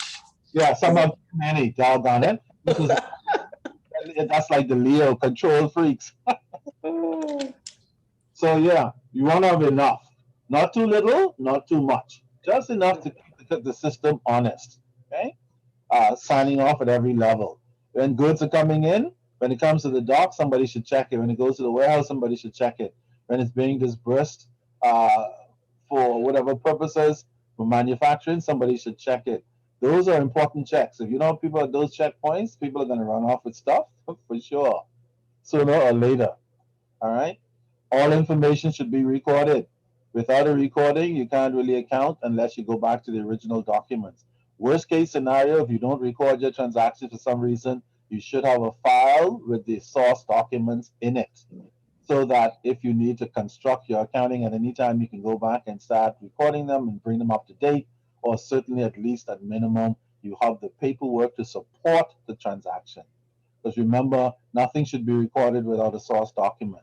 So even if you're a small business or medium-sized business kind of, and you don't have a formal accounting system where you're recording transactions on a daily or weekly or monthly basis, at minimum, you must have at least your source documents in order as a control measure to say that these things actually did happen. Okay? Documents and records must be properly numbered, preferably in sequential order, like invoices and purchase orders and all this stuff. So when queries come up, you could check them. It must be properly filed. So when it's time to find them, you could find them. When auditors come in, you just, can we have this file, please? Excuse me, we can't find it. Okay, can we have these three? excuse me, we can only find one of those three. Man, the minute you start having language, auditors are going to become very, very suspicious of that organization. And instead of doing a regular audit to cost you X amount of money, they're going to do an extraordinary one that will cost you more money. Because now, how the hell you can't find stuff? And if you keep can't finding stuff, they're going to soon, eventually, at some point, say to the shareholders, we don't think we could complete this audit because there's not enough evidential information for us to check to say that what's in the financial statements are correct. And that will have to be their report. We can't provide a positive opinion. Okay, so these things are very important for the control process. Physical control, I don't need to tell anybody what that is. Make sure cash is locked up. Make sure assets that need to be secured are secured. Make sure goods are in the warehouse and some cameras are in there, whatever. Because physical assets, people run off with them all the time. And how well you secure them is a part of your internal control process. Okay. Independent periodic verifications, again, that someone other than the person responsible should be doing what? Checking stuff. No one person should be doing 2, 3, 4, everything. Wherever that's happening, somebody's likely going to run off with stuff. Does that mean that everybody's crooked? No, some people will run off with anything, but we don't know who will and who won't, do we? Until something happens or not. So you don't instead of worrying about who will and who won't, just put the things in place. Okay, that's why cashiers should never work in the accounting department. Cashiers should never make the deposits up. They should turn the money over to the treasurer or whoever to make up deposits. That person should deposit the money in the bank, not the cashier. The person depositing the money in the bank should not be in accounting recording transactions of cash, because that means they can manipulate the journal entries. So these things are what we call independent verifications. And anybody who does stuff, somebody should check it, and maybe another person should, whatever the case might be. There should never be one signature on it. That's a problem. All right, those of you who worked in the bank in the old days, and maybe even now, you'll see you have preparer, checker, and authorizing person. 3 people. So the 3 sets of eyes would see every transaction. Because if only one set of eyes are looking, dog will eat your lunch eventually. All right, separation of duties. I think we all know what that is. Different people should have different functions. No one person should be doing more than one thing. Typically, especially when it comes to cash and sensitive assets, for sure. All right. That's why when you open night deposit, it's done dual 2 persons. So if they're going to be crooked, they have to do it together in collusion, which should make it a little more difficult. And depending on the situation, if you have problems with 2 people and there's collusion, then you add another 3rd person and hope that all 3 persons don't agree to be crooked. All right.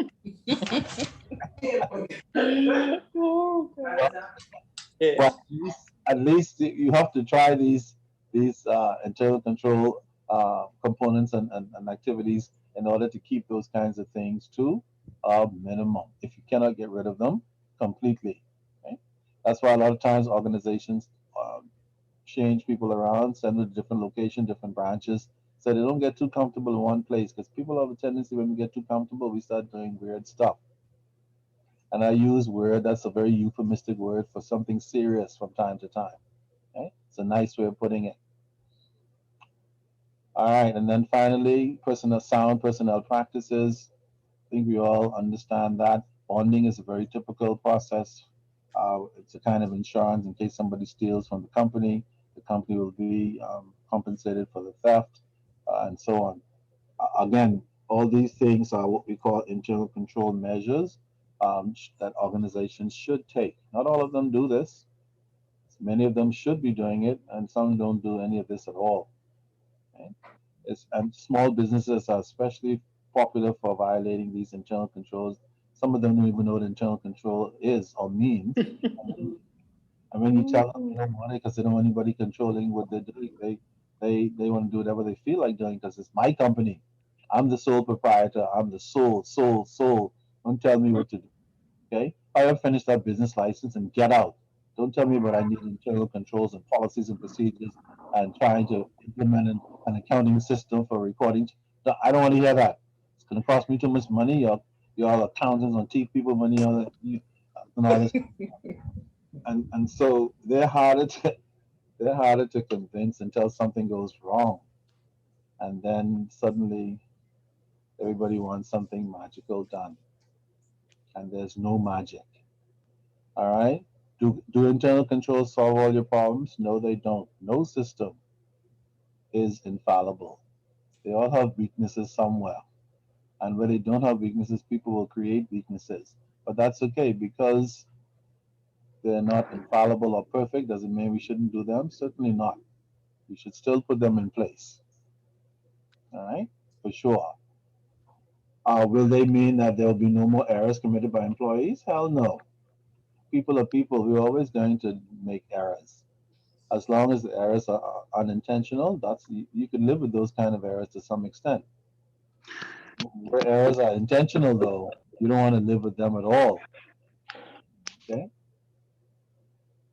And Miss Man, we went off with the 500,000. Was that intentional or unintentional? Intentional. Intentional by all means. Remember also, persons like that, they don't run off with the money overnight. If you check the dating, it occurred over. Hey, Okay. And And so, 500 is just an estimate amount, eh? of course, it's just an estimate. That's all they think. They think that's all it is. But they keep digging and find out much more than that. They start small and big. Absolutely, absolutely. Okay, and some of the stuff you never even find. That's only what they discovered. That's right. And that's how deep it is when you don't have these controls in place, and you have people sitting somewhere for too long, and they're not taking vacation. Always there every weekend, and they do to do what they do.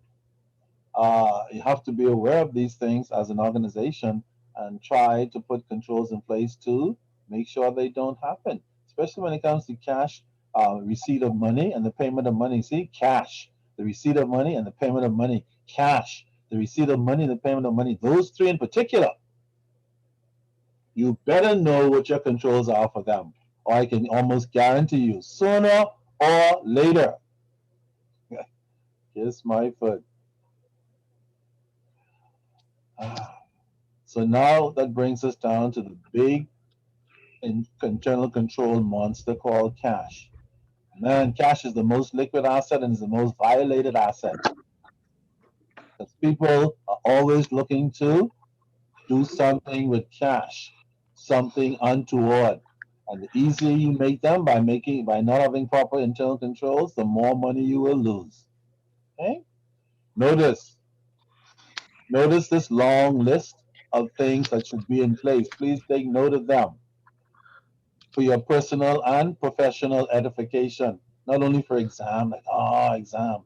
It's not only for exam, homework. This is for real. Separate the functions of authorization and record keeping. See that? And custody. That one person should never be doing all three of them. Authorization, record keeping, and custody, different people or persons should be doing them. That's at the top, or else you can lose money. Limit the number of people who have access to cash. Too many people in the till, you're going to lose money.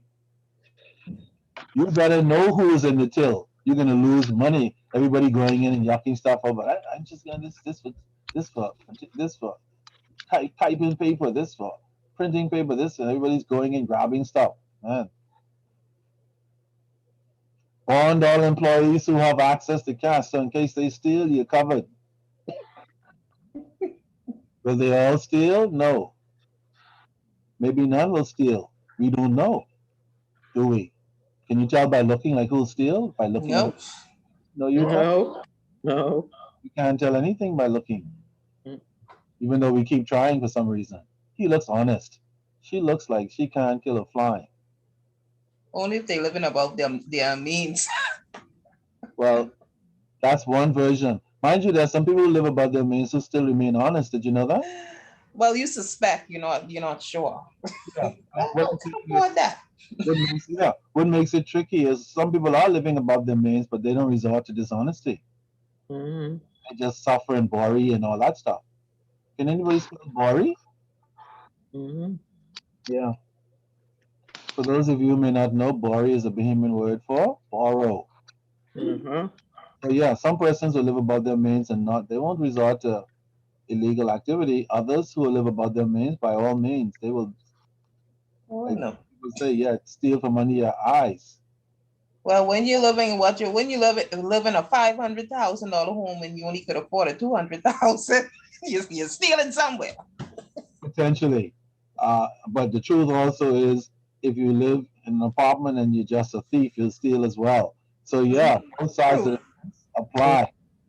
Okay? It's all about the individual. Doggone it. And we can't tell by looking. Physically protect cash by using registers. That's why we have cash registers. When you cash, you close it.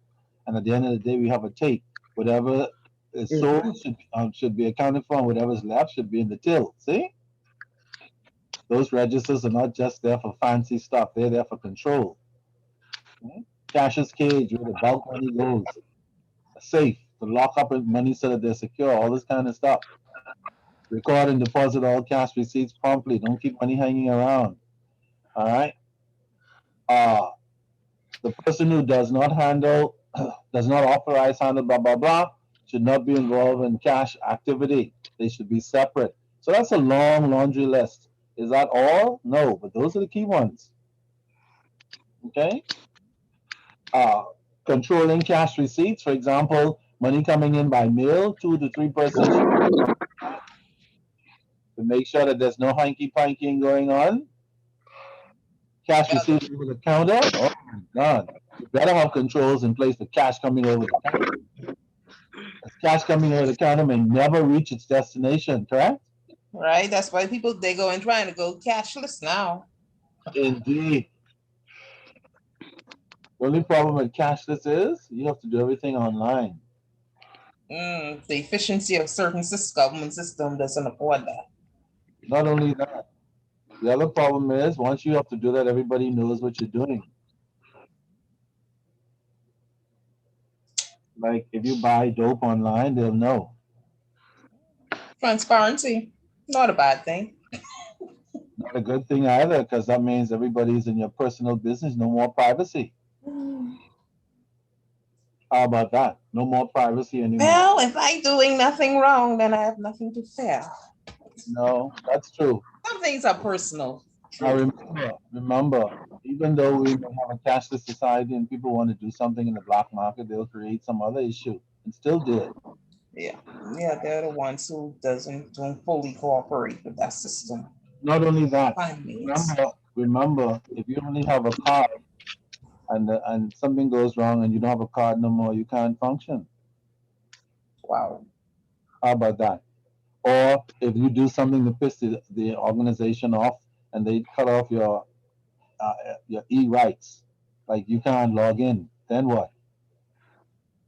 You're at a disadvantage. Well, in the old days, before everything, if you couldn't log in and whatever, you just go to the bank and take your money out, right?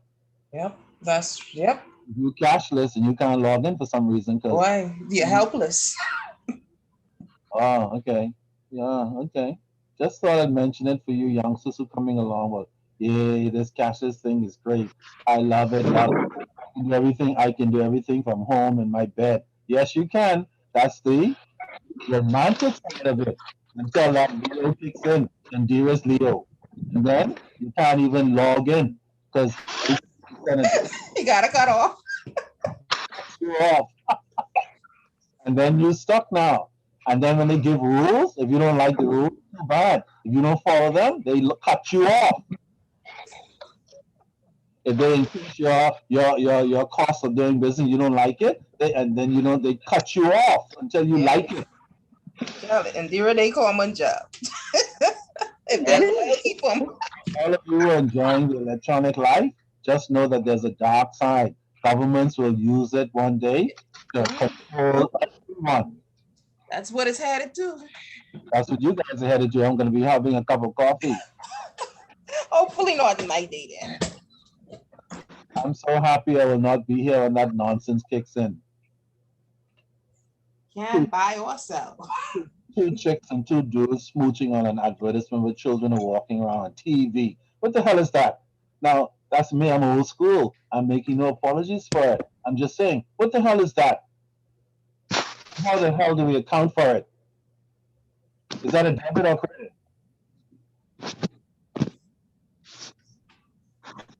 Is that a debit or credit? I'm the only one who knows? That's a different kind of journal entry. No one knows what that is. Yes. Yes. I just thought I'd throw that out since we're talking about accounting and control. To you youngsters who are coming along, good luck. It's going to be very interesting. All right. If you look at that diagram, it looks complicated, but it really isn't. I certainly won't ask you to reproduce it in the test. It's not even necessary. All right. I just want you to look at it so you can see basically how the flow of goods work in terms of control measures. And as you can see, in any medium and large organization, these kinds of things have to be in place. Okay. So that you can maintain proper control of the activities. If you do not do these things, you're going to lose product and in some cases lose money, which is the ultimate loss in any event. Okay? All right. So those then are the kinds of things that we need to have in place in every single organization who wants to consider itself to be doing credible and constructive and safe business activity. All I can say is if you don't have these things in place, don't be shocked when the time comes and you're losing assets anytime. Okay? Uh, if you notice when you get to reading your text, you'll see that there's a step-by-step bit of information on what various documents are that merchandising firms use. And I think most of us are familiar with these in one form or another. For example, a purchase requisition, I think most of us know what that is. All right, it's just a piece of paper where the organization helps somebody authorize the purchase of a new computer, the purchase of computer paper, the purchase of anything for the organization. Okay, we fill in the requisition, three people sign it to make sure that nobody's banking. All right, that's the purpose. It's a control measure. The purchase order is another control measure that goes to the vendor, who will then follow the instructions on the purchase order, send the order exactly as it is, and expect to be paid based on that purchase order. Again, the purchase order, like the requisition, will have the relevant signatures, the relevant authorizations, and checkers on in place to make sure that nobody decides to do anything of their own. We all know what the invoice is. Any transaction without an invoice, in my opinion, is not a transaction. Even though we do have transactions that occur all the time without invoices, it's just that once, if you do that, you have no record of it, so you cannot debate it or take it to court. If it's a gentleman's agreement between people, you do it at your own risk. If you want to have documentation for future, you must have an invoice. Certainly, any organization that's doing business should always have an invoice somewhere, for sure. The receiving report, we all know what that is. Goods coming into the warehouse. We should count the goods and you count them properly. You can't say, I had a long day, dead, tired counting. Like, I'm not counting that last shipment. You can't do that.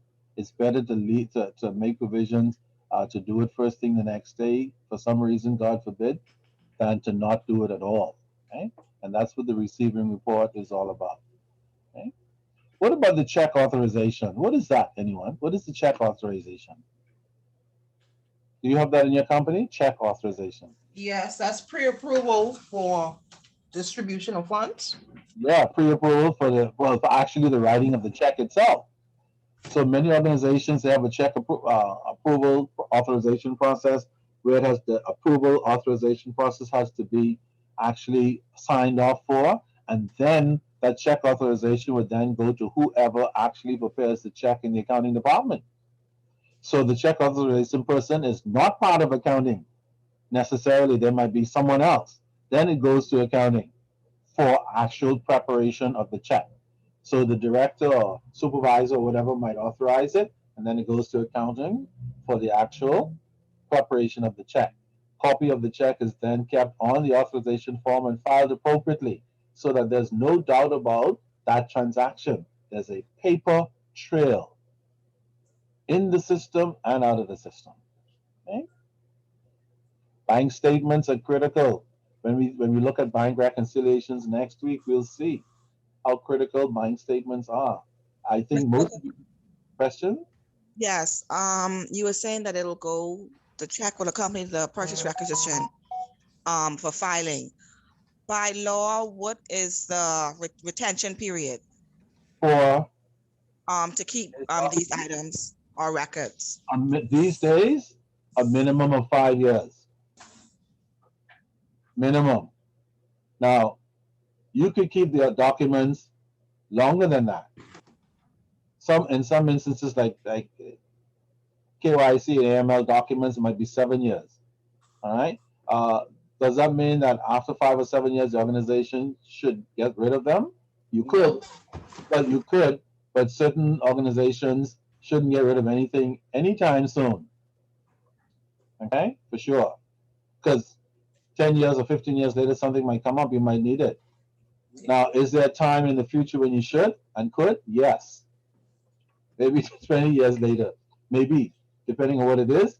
If it's a trust document or a legal document or whatever, you may never want to get rid of it until the legal deal is over or there's no potential need for it. But for operational documents like check requisitions and check authorization, stuff like that, generally 5 years. But a lot of organizations keep them indefinitely. Many organizations are running them electronically, putting them on the system, and having an electronic file as well, in case there's a fire or a theft or something and the original documents get burnt up or caught up or taken. They'll have it somewhere in the cloud, for example. Okay? But to answer your question, for those kind of operational documents, we call them, they're typically 5 years for most organizations. Okay? Now we have some documents that we refer to as permanent documents, like legal documents and stuff of that nature, that we tend to keep indefinitely in their original form. Even though we run them off electronically, we always want to have an original signature document. Because sometimes if you run them off electronically and file them electronically in the server or cloud or whatever the case might be, they are not certified documents. If you have a legal matter and you cannot produce an original signature, you may end up in a court where you have a problem. So for that reason, those kinds of documents tend to be kept indefinitely and should be. Okay? All right.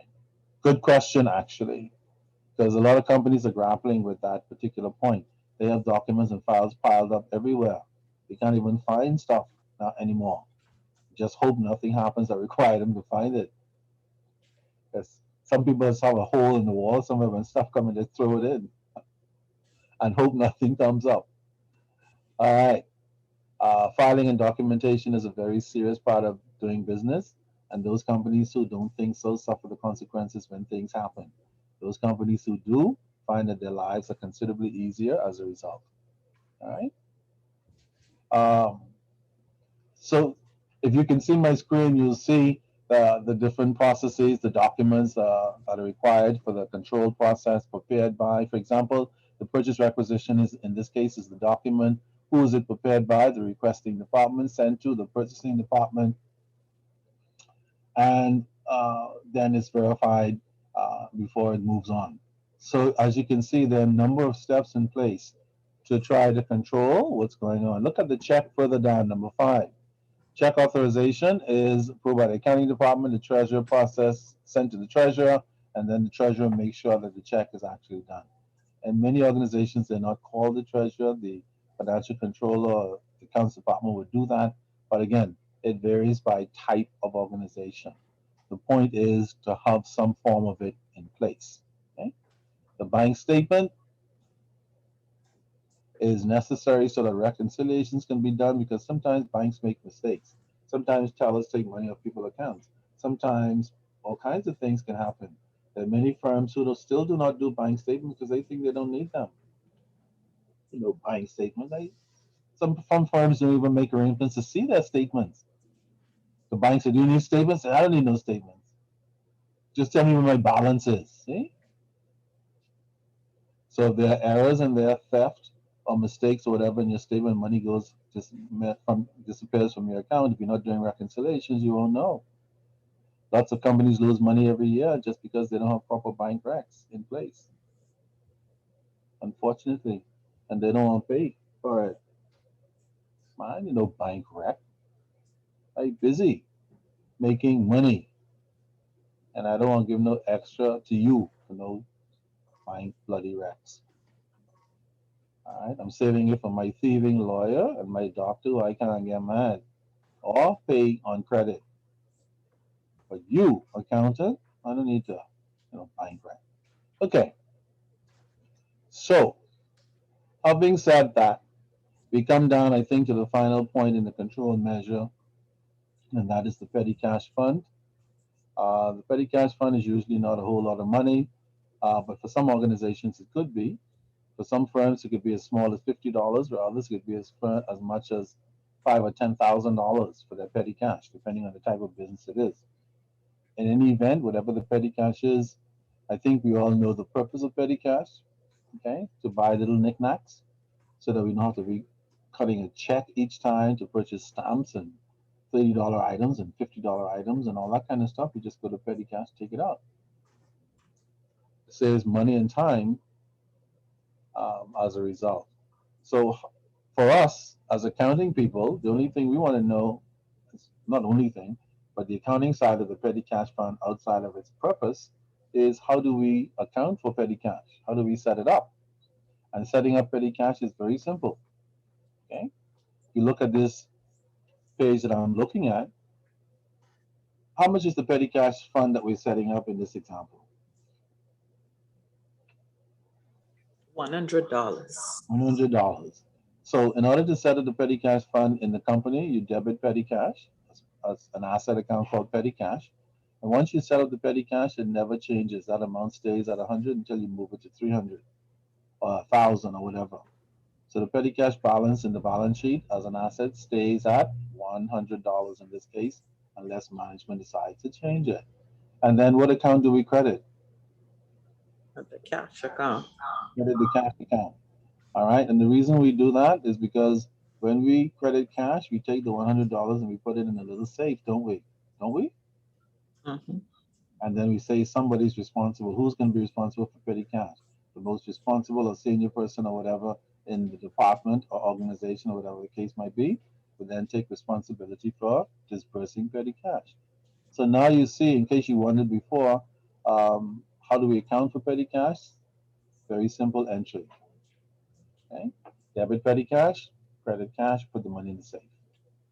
Now, what do we do when we disperse petty cash? Most of us know we have a petty cash voucher. If you work for an organization that doesn't have a voucher, that's an internal control defect. Sooner or later, somebody's going to run off with money, including maybe the supervisor who's responsible for it. Because somebody has to check that too, like the internal auditor does. Without checks and balances, that's really my point here for internal control. This is a critical chapter, by the way. Notice, yeah, there are not a lot of journal entries in this chapter. Your invoice back. Okay. Yeah, you have to have documentation in place. For those of you who decide to read this chapter casually, when you get to reading it, don't. In some cases, for many of you who are not accountants, this chapter is more important than any other chapter. True or false? True. Especially if you're not an accountant. But this is for everybody in the whole wide world. Accountants, doctors, lawyers, plumbers, gardeners, all self-employed, all people. The same bloody chapter. Church people, bishop, pastor, hope. You need this especially for your spouse. I need a yeah. Get all my money back with your borrowing. Financial management. Yeah. Money with your Give them a voucher. You don't remember. Yeah, I owe you. Voucher. You owe me. Yes. Yes. Yeah, and it doesn't have to be a petty cash voucher. You could call it a what? I owe you voucher. Yeah. For those family members who like to conveniently forget they owe you money. That's right. Let them sign it. Yeah. See, Then once they sign it, not only could we remind them, because if you don't sign it, they can say, I don't remember that. Yeah, one side, it could be a legal matter. Yeah, then they say, mother's sick. And then even if they still don't want to pay you, then you could sue them. So when you get in the Supreme Court, say, miss, you suing your husband? You say, damn right, I'm suing him. Sick of him. My money and don't pay me back. You sure I don't want to consider this? No. They claim it as a gift now. This man gotta learn how to pay back.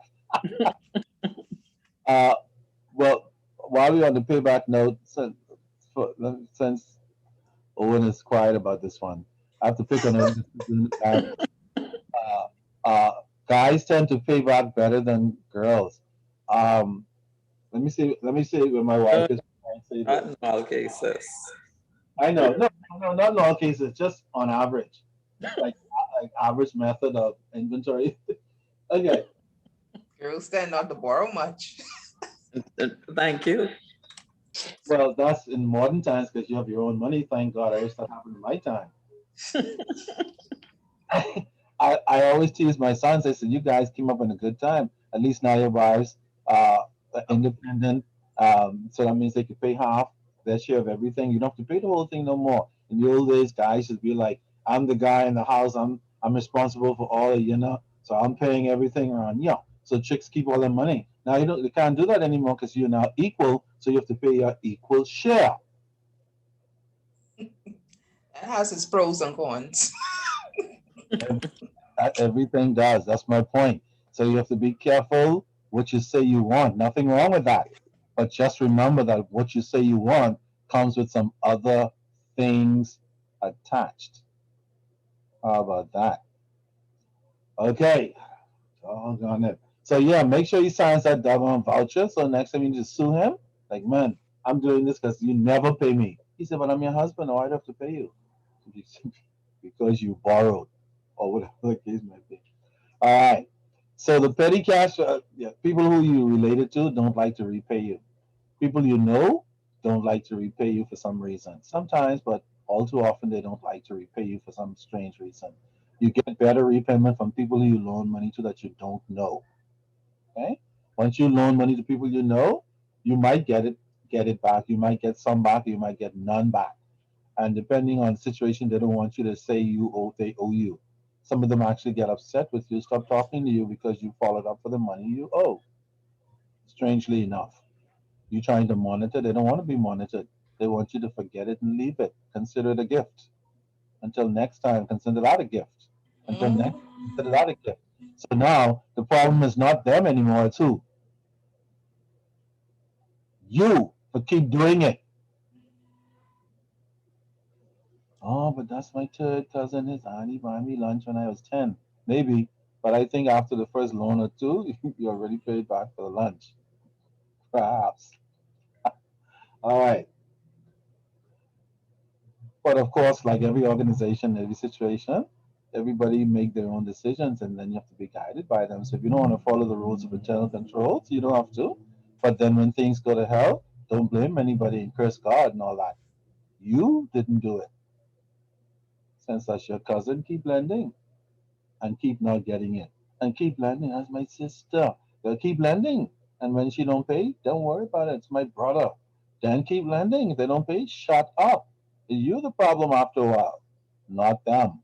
Even though they're the problem for not paying you. Because they should, unless you say to them, this is a gift. You don't have to pay me back.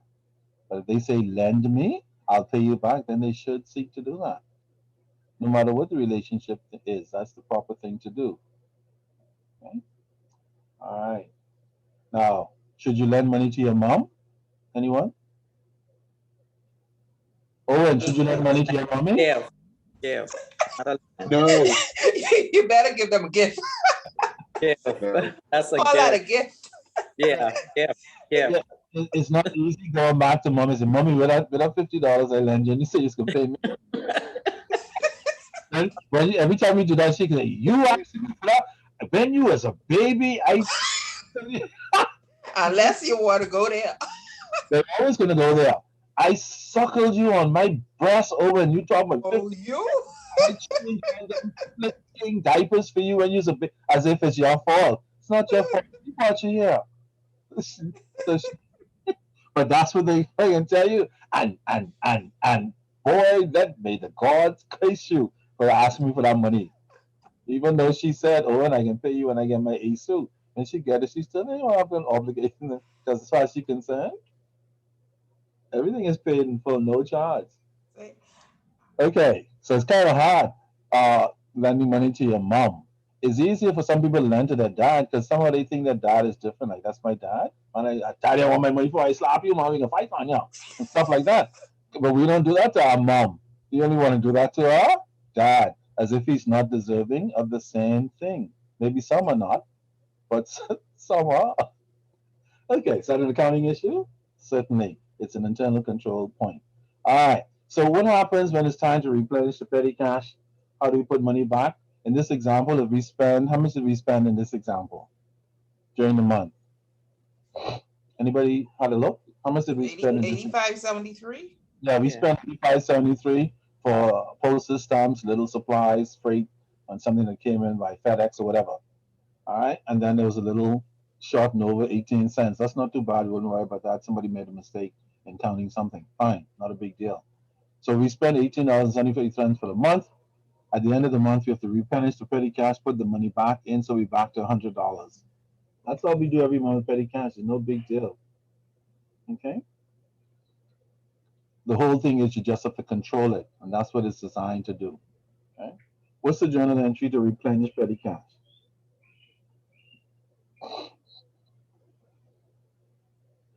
You're gonna,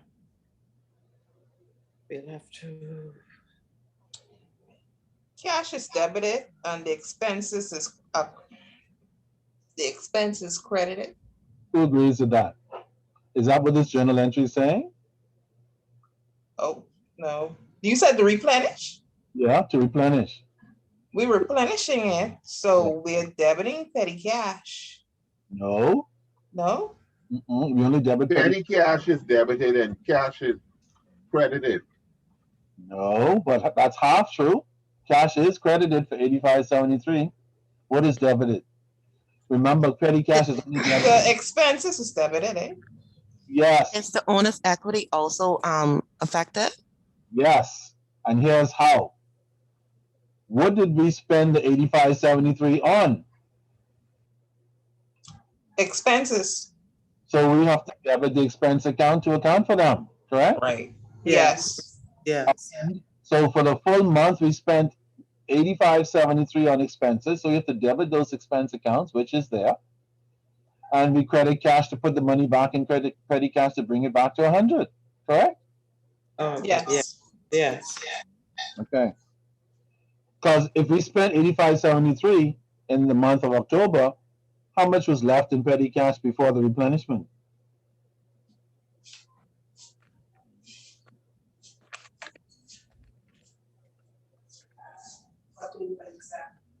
How much? 14.27. Yeah, 14.27. And so we have for the new month of November, we have to put it back to 100, and that's why we debit the expenses to account for them and credit cash to put the money back to make it 100 again. And we do that every month forever. Okay. You see that, folks? Very simple, not complicated at all. All right, so that's where I'm going to end our discussion on internal controls, this very important chapter. Notice there aren't too many debits and credits in this chapter, but it has some serious accounting issues that you can use well and above just working in an accounts department or even in the organization you work for. Certainly these things are critical if you want to do an assessment of the department you work in even, and the organization you work for on a larger scale. This information for the diligent is very important stuff. Not to mention, a whole lot of this stuff can be used in your personal affairs. So this is not just for you to get through some examination only, but also for you to use in your work environment, to understand your work environment, to see what's going on in your work environment, to critique your work environment, and even in your own personal life, to get rid of any Leos that you are dating. Even if they're loyal? even if they're a lawyer, doctor, rich, Loyal. no matter who they are, if they are going to control you, unless you like being controlled, you need to, I don't know, do something. Accept the risk.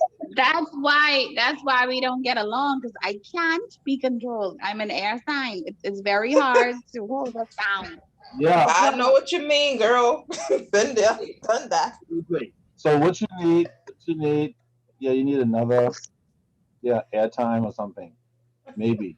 Oh, yeah, but that Leo thing won't work really well, generally speaking, unless that person is an exception and they make a decision in their mind and soul and override all their instincts to say, this girl or this person is a free bird kind of person. They need to move. They need to be a Gemini. I'm just going to accept them and let it rip. Uh, for the Leo, that is easier said than done. All right. So before we get to Owen's question, then on cash flow, of course I have homework, but this time homework does not involve debits and credits. It doesn't involve financial statement. It involves internal controls issues. So hopefully that'll change your agenda a little bit and make you a little happier for a moment. All right. Homework question. Page 327. Page 327. Problem 1, requirement 1. Problem 1. Requirement 1. Page 327 again. Problem 2, requirement 1. Requirement 2. No, page 327 again. Problem 2, requirement 1. Okay. And then finally, page 328.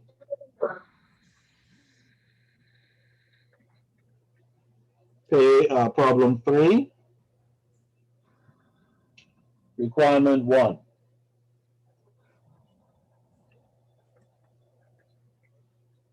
Okay, repeat the last one, please. Page 328. Problem 3, requirement 1. They're all internal control questions. Not, I don't think there are any numbers. If I'm not mistaken, no journal entries, no financial statements. You just need to apply the concepts as best as you can based on the information. Okay, and again, that's just to get you involved with it, so some of it will rub off. So while you're working, if you see an internal control weakness or failure, you just wait a minute, what the hell is that? Only one signature? How come? And then you start an investigation if they let you, or you report it to internal audit. Could you repeat the last one, please? Page 328, 328, problem 3, requirement 1. So there are three homeworks assignment. 3 pieces, yes. three itsy bitsy pieces. No adjusting entries, no FIFO and LIFO. God is so good. Yes. You have So- on the exam.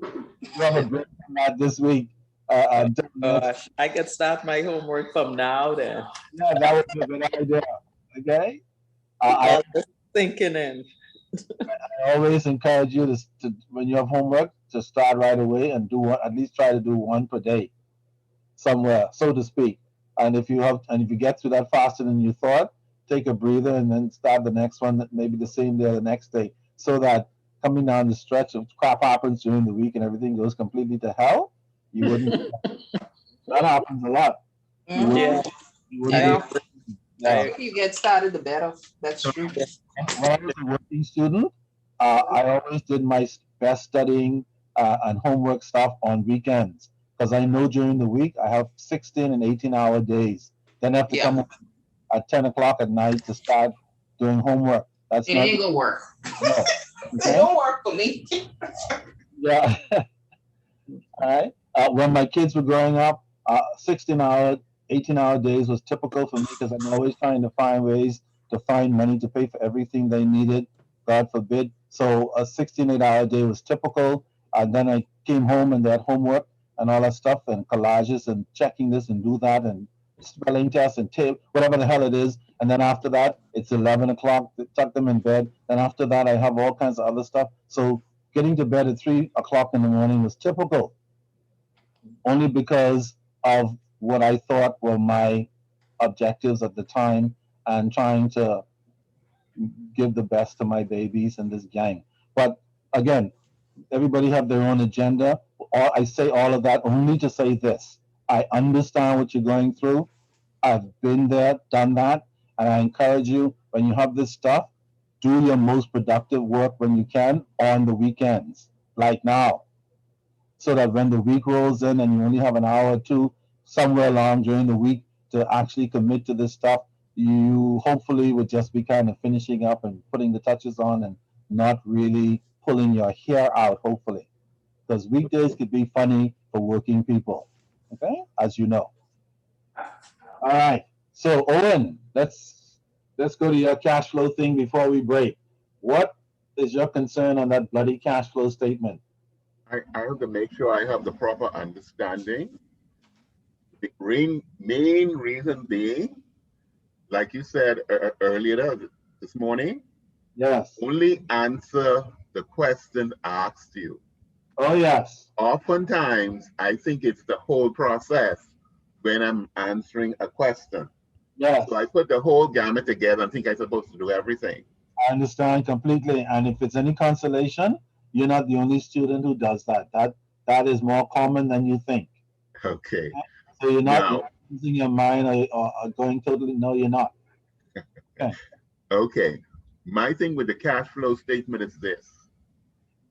Is it only for if the managers or the stockholders want to know the standing of the business, the liquidity, the profitability, and only then we need to do the cash flow statement? Okay. Actually, that is a very good question because a lot of times, um, even auditors themselves, unless they are directed or they feel compelled or a situation makes them, do not necessarily make it clear what these statements are supposed to be about. And the reason for that is they suspect that the management is supposed to have its own professional people like CFOs and financial controllers and so on. And that's true. And most of them typically know. But not everybody who should know knows, like board members. There are many board members who have no idea of these financial statements. They're making decisions for the company, long term strategic decisions, but they don't know a second to third about these kinds of things. And oftentimes it's never explained to them. I often tell persons who might be sitting on boards, if you're a board member and you're not an accountant or somebody familiar with this kind of financial information, have a training session for the board. Bring in somebody who understands it and let them tell you some details about the kinds of things you should be looking at as a board member and stuff like that. The problem is a lot of board members think that they have arrived and they don't really need to know. Like, I'm a board member. What makes you think I don't know what I need to know? Like that kind of thing. And so, yeah, they really don't know what's going on, which is what makes your question an important one. So let me say this. The income statement itself is really just designed to show the sales and expenses and cost of goods sold of the company so that we can come up determine whether the company is making a profit or not. So the income statement is primarily for sales and expense recording and information and determining profitability. That's the income statement. And see, once you understand it that way, then you can keep them in their respective categories without mixing certain things up. Okay? So the balance sheet, as you know, uh, shows all the resources of the company, like what the company owns, all of its assets, its debts, liabilities, and its equity, the ownership in the company. And that's what the balance sheet is all about. And so whenever you have balance sheet, those are the only things you should be thinking about. Sometimes when students are doing financial statements for the first time, sometimes they put income statement items in the balance sheet for some reason. Like they'll put sales under the liability side or something like this. For some reason, they think it should go there. Okay, but you have to keep the context of them separate, even though they're interconnected. They have very specific structure. So the income statement is for sales, expenses, cost of goods sold, and profitability. The balance sheet is to determine the value of assets, liabilities, and the ownership equity in the company. Now, the cash flow statement, on the other hand, is very different from all two of them, Owen. That's why I'm glad you raised the question. Okay? The cash flow statement only deals with accounting for cash coming in to the company and cash going out. Remember, the income statement deals with cash too, but not always. For example, if you sell $1 million of product for cash, how much cash do you have coming in? Sorry? If you sell $1 million of product for cash, how much cash do you have coming in? $1 million. So that would be shown on the income statement as cash sales for $1 million. And it will also be shown in your cash flow statement as what? $1 million coming in from operating activities. Remember that one? Yeah.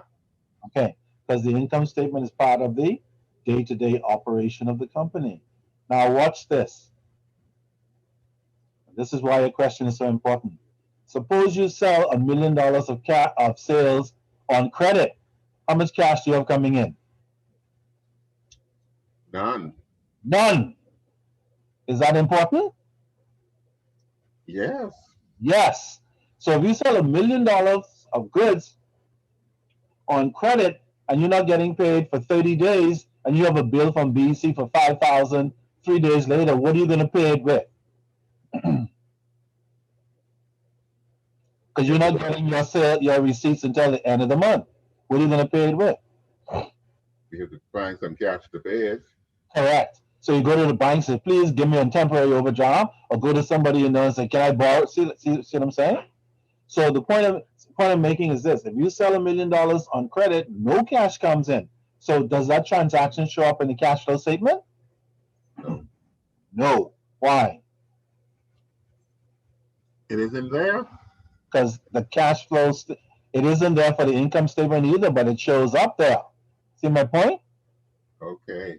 So the point I'm making is the cash flow statement is only for cash transactions. It's designed to show shareholders and management and anybody else who needs to know how much physical cash came in and how much of it was used for what purposes. Because if we don't do the cash flow statement, management and boards who are not doing things properly can move money in and out of the company without properly accounting for it, and you will not know what the hell happened to it. You follow? Yeah. But once you do a cash flow statement, all cash transactions will have to not only be accounted for in the cash flow statement, but also audited to make sure it is correct. Okay? That's why a lot of firms are sometimes not anxious to have a cash flow statement, because the cash flow statement forces management to account for every dollar. You follow? Yep. Sometimes they cannot. And whenever they cannot, all hell breaks loose, especially if it's being looked at by a proper, ethical, independent auditor. You follow? Yes. Remember also, in a cash flow statement, you can say $1 million is paid out to buy something for the company, but that may not be true, Owen. You follow? Yeah. Until the auditor comes in and says $1 million is paid to Hog Dog Company. Where's the transaction documents? And then you find out no Hog Dog Company doesn't even exist. Worse still, Hog Dog Company, the main shareholder is a board member. Wow. So nobody's checking the cash flow statement and just going by what's recorded by management. That could go unnoticed very easily.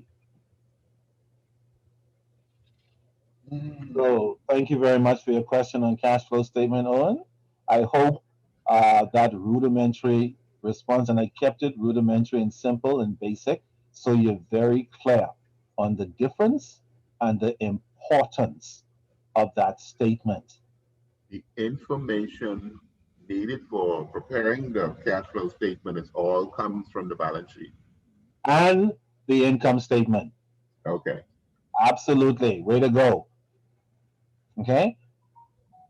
For example, all those transactions under cash flow from operating activities, they are income statement transactions. Some of them are balance sheet transactions, but they all come from both the income statement and the balance sheet for operating activity. Now, watch this. Let's say you have cash flow from financing activity. Remember that one? Yes. Financing activity means the company borrowed money. So let's say you're looking at the income, the cash flow statement. You see cash flow from financing activity, $3 million. Well, that means the company borrowed money, right? Yep. So, what is the next question that should come to your mind if you're the one checking that? Well, where did it borrow the money from? See my point? Yeah. And was the money deposited? And if it was, where? And where is the deposit slip? And where are the loan documents? And is it recorded in the balance sheet? Because if these things are not being properly checked, the company could borrow money, it never gets to the balance sheet, correct? Correct. Never gets to the bank account, depending on who's controlling it and what the controls are. My. That's why it is so important for the top management of the firm to have more integrity than everybody else, because they're the ones who can do the most damage, because they're the ones who can authorize, approve, and avoid controls. Regular folk like us who are in the middle, the manager of this, the supervisor of that, we restricted by air. But those guys at the top, they could send information, send that file to me, and you never see the file again. And then something happens, and I sent it to Mr. Jones up there. Up there? Where? Where's the proof you sent it? I swear, start crying. Too bad. Where's your proof you sent it? Mr. Jones said I never received it. I'm just throwing out some quick stuff because Owen asked about that seriously important statement. So yeah, there you have it. Owen and students, thank you for raising it. I hope that cast a whole new perspective on the cash flow statement. Thank you. Absolutely. All right. So if there aren't any other immediate questions, you guys know I'm an email or text away. Feel free if you get stuck to pop me a note by email, especially if you need me to give something of a response. I'll certainly respond to your email if you have any concerns. Some people have like little short questions like, what day is it? What does that ending inventory thing mean again? Shoot me a note and I'll be happy to respond. Okay. Other than that, if there are any more immediate questions, you guys have a great week. Remember, your second examination is not cumulative. You've already suffered for the first one. I will not ask you to go back from the beginning to prepare to remember all that anymore. The only thing I will ask you is that the fundamental things that you learned from that, like how to prepare journal entries and financial statements, you cannot forget them, because those kinds of entries and statements and requirements will come up in future chapters, and you still need to be able to journalize and present statements, etc., depending on what concepts we're doing later on. Okay? All right. So have a great week, everyone. I'll see you next week, same time. You should be getting your grade sometime this weekend. I'm finishing up the grading. I'll send it into the box, and then we go from there. Okay? Okay. All right. Take care and be safe. Remember, COVID has not gone anywhere. I understand it's on the uptick all around the world despite the vaccinations. Okay, so be careful still. I'll see you guys next week. Okay. Okay, Mr. Good Wilkins. day. Take Good care. day. Bye bye.